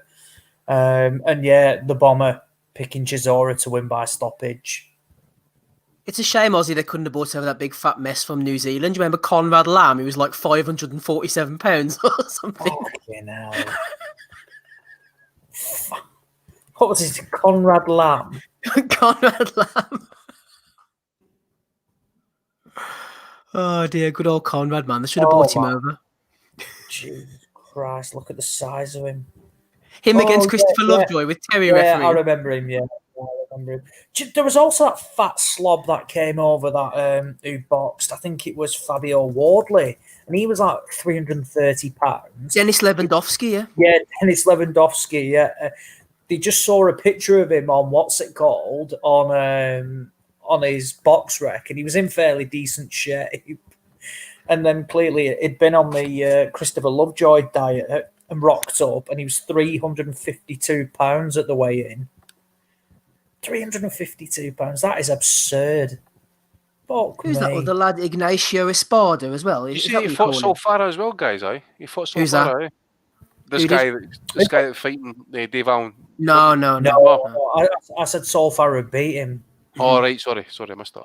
I've seen some bag work, and what's it called? I forget who his trainer was, and his trainer was telling him how to throw a right hand. Because he couldn't throw a right hand. Seriously, he couldn't throw a straight right, and he kept doing it. He said, "No, that's not straight. You've got to do it again. No, that's not straight." He couldn't do it. So this guy is not going to do anything. So was he not turning it over, like, or just like throwing like a slapping right hand and that, no kind of like extending? Yeah, he wasn't turning it over. Couldn't throw it straight. He kept coming like as a bit of a hook type of thing. I'll try and find the video. I just caught it before on Twitter.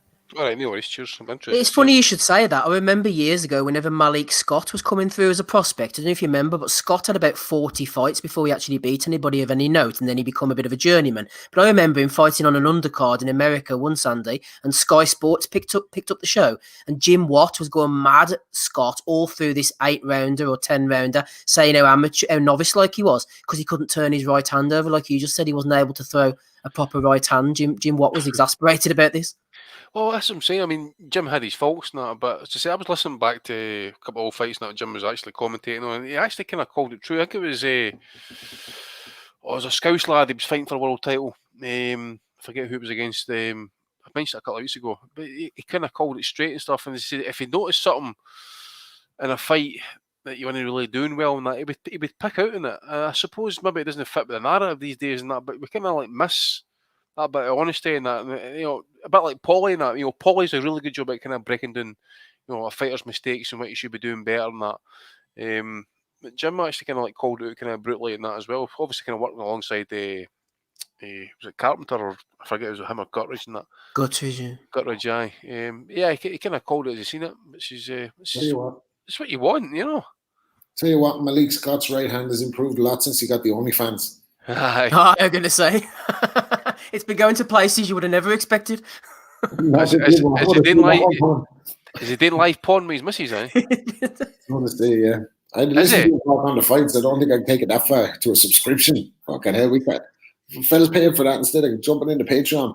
Shut up before you start. Is he actually raw dogging her on OnlyFans, eh? Yeah. Fucking hell. Yeah, he is. Yeah. I thought everyone knew that. Yeah, Malik Scott has an OnlyFans with him and the missus. Absolutely, he's on there, Andy, and that other fella who's the other Tyler Goodjohn and Yusuf Max on there. It's all catered for. I've seen Tornado Taylor.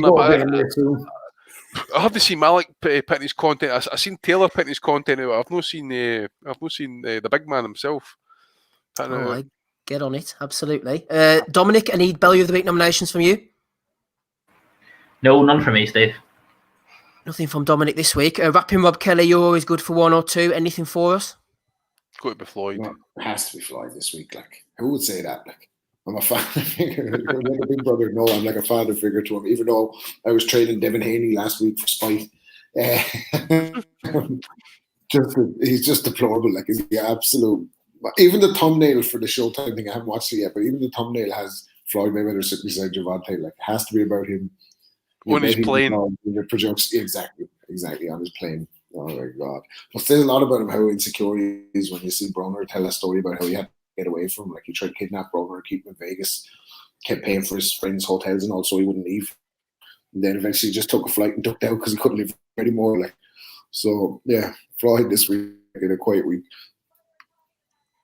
Quite a quiet week, Andy. I'm torn here. I like Bellew, as I always like going for Bellew, but Christopher Lovejoy has slid in unnoticed with his tiny frame. What do you think? No fucks given, eh? What is it, £347? Just to reiterate that. Where does Dave Allen normally weigh in it? I know he's not in great shape sometimes, but what's his general weight? Is it 240? I'm not sure. He's hit and miss, isn't he? 240, 250? I'm being generous here, maybe. What's he coming out? He usually wants to come in about 18 stone. He was 262 against Dorian Darch. And he was 241 against Price and said he was too light. So, yeah, maybe around 250. 250 so and he's still almost £100. Yeah, he's between 90 and £100.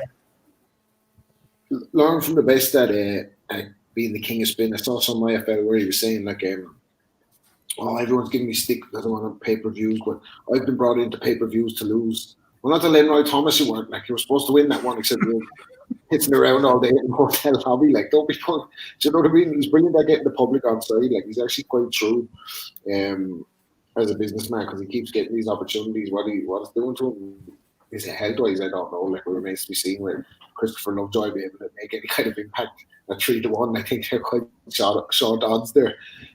But Ben asked us to give a shout as well to say that we did the interview with Tyann Booth for Boxing News TV this week, in depth with Tyann Booth. So yeah, cheers for that. I just came up with that myself there now. So that's good stuff there. Well done. Cheers, Steve. Thanks, man. No problem. I'll tell you what though, Rob, you make an interesting point there. Dave Allen has made people care whenever Hamer fell out of, pulled out of the fight or whatever because he got the old Rona. People are on Twitter going, like, speculating on who Allen should fight. We want to see Lenroy Thomas part 3. Somebody said they're actually calling for this, Rob. Yeah, it's great. He's doing what he's supposed to do, keep himself in the public eye. He has that kind of Archbishop of Banterbury type of Dublin, this kind of banter juice. Like, yeah, they love all that, like, don't they? So he keeps himself relevant like that. Like, well, he's not. Late entry. Eddie Hearn. He's making he's saying he's been getting a lot of requests to do his book Relentless in audio format. Guess who did the audio? Who? Eddie. It's got to be himself, hasn't it? Of course it had to be. Of course. Can you imagine him sitting there reading his own book onto a fucking tape recorder? There you go, boys. Honestly, God. You gotta love him, haven't you? On Twitter, all the retweets. He's too tight. You've not got a voice actor to do the book for him. Yeah, he made it through lockdown listening to Eddie's audio book. If he can do it, anyone can. Well, Very heard your dad. You have a good shot. I'm just saying that. Mention that in the booklet. Steve Ellens has got 7 books to his name, by the way. 9. Eddie's only got 1. 9, sorry. Eddie's only got 1. Who the fuck is Eddie Hearn, by the way? I still can't get over the Archbishop of Banterbury. I like that one, Rob. That was a good one, man. Leo Banter Cruz, Andy, perhaps? What about that? Maybe not. Leo sat at news control. Neo Lopez, has he solved the Matrix? Neo Fimo. Anyway, we've gone off topic. Lomachenko this week with the shoulder injury. I don't know if he's injured or not, but I want to hear all that shit now. Like. Yeah, I'm the same because he said it himself actually in the pre-fight that he was 100% healthy for his fight, and now we're hearing that he was actually injured going into it and stuff like that, and he's in surgery and that. Oh, come on. I knew this was going to happen. I fucking knew this was going to happen. Lopez reminded me of the Cameron Basilio story where he said that he went approached Sugar Ray and Sugar Ray brushed him off, and that was what gave him motivation. Said that happened with Lomachenko early, but then after the fight, he went over and said, good fight, thanks for the opportunity, whatever. Like he said, Lomachenko scoffed at him, and then we saw him storming out of the ring. I thought that might have been COVID thing protocol, but apparently, like, he took it like a diva. So he lost the fight, he lost the fight. That's it. He showed a bit of be gracious in defeat for a fellow with a record like him. I thought that was very poor form. Late nomination for Loma. Right, I'm going for it, Andy. I'm going for Big Fat Lovejoy. Who are you going for? Yeah, I've got to go for Lovejoy as well, man. That's a no fucks given. He's coming over here. He's not even training according to Timo Hawk on Twitter and that. So, yeah, 347 pounds coming to that ring, baby. Pay-per-view. Make sure you don't sign up for it. Don't press that red button. Hit Team Stream all the way. Absolutely. Team Stream, Aussie. Who going for this week? Belly of the Week, episode 396. Oh, Christopher Lovejoy, without a doubt. No training. He might be trying to put on an extra £10 before he gets in the ring on Saturday night. He's probably in that hotel room now. Apple pie, cream, just drinking cream by the gallon type of thing. Anything to get the weight on. Usually boxers want the weight off, but in Lovejoy's case, he wants the weight on.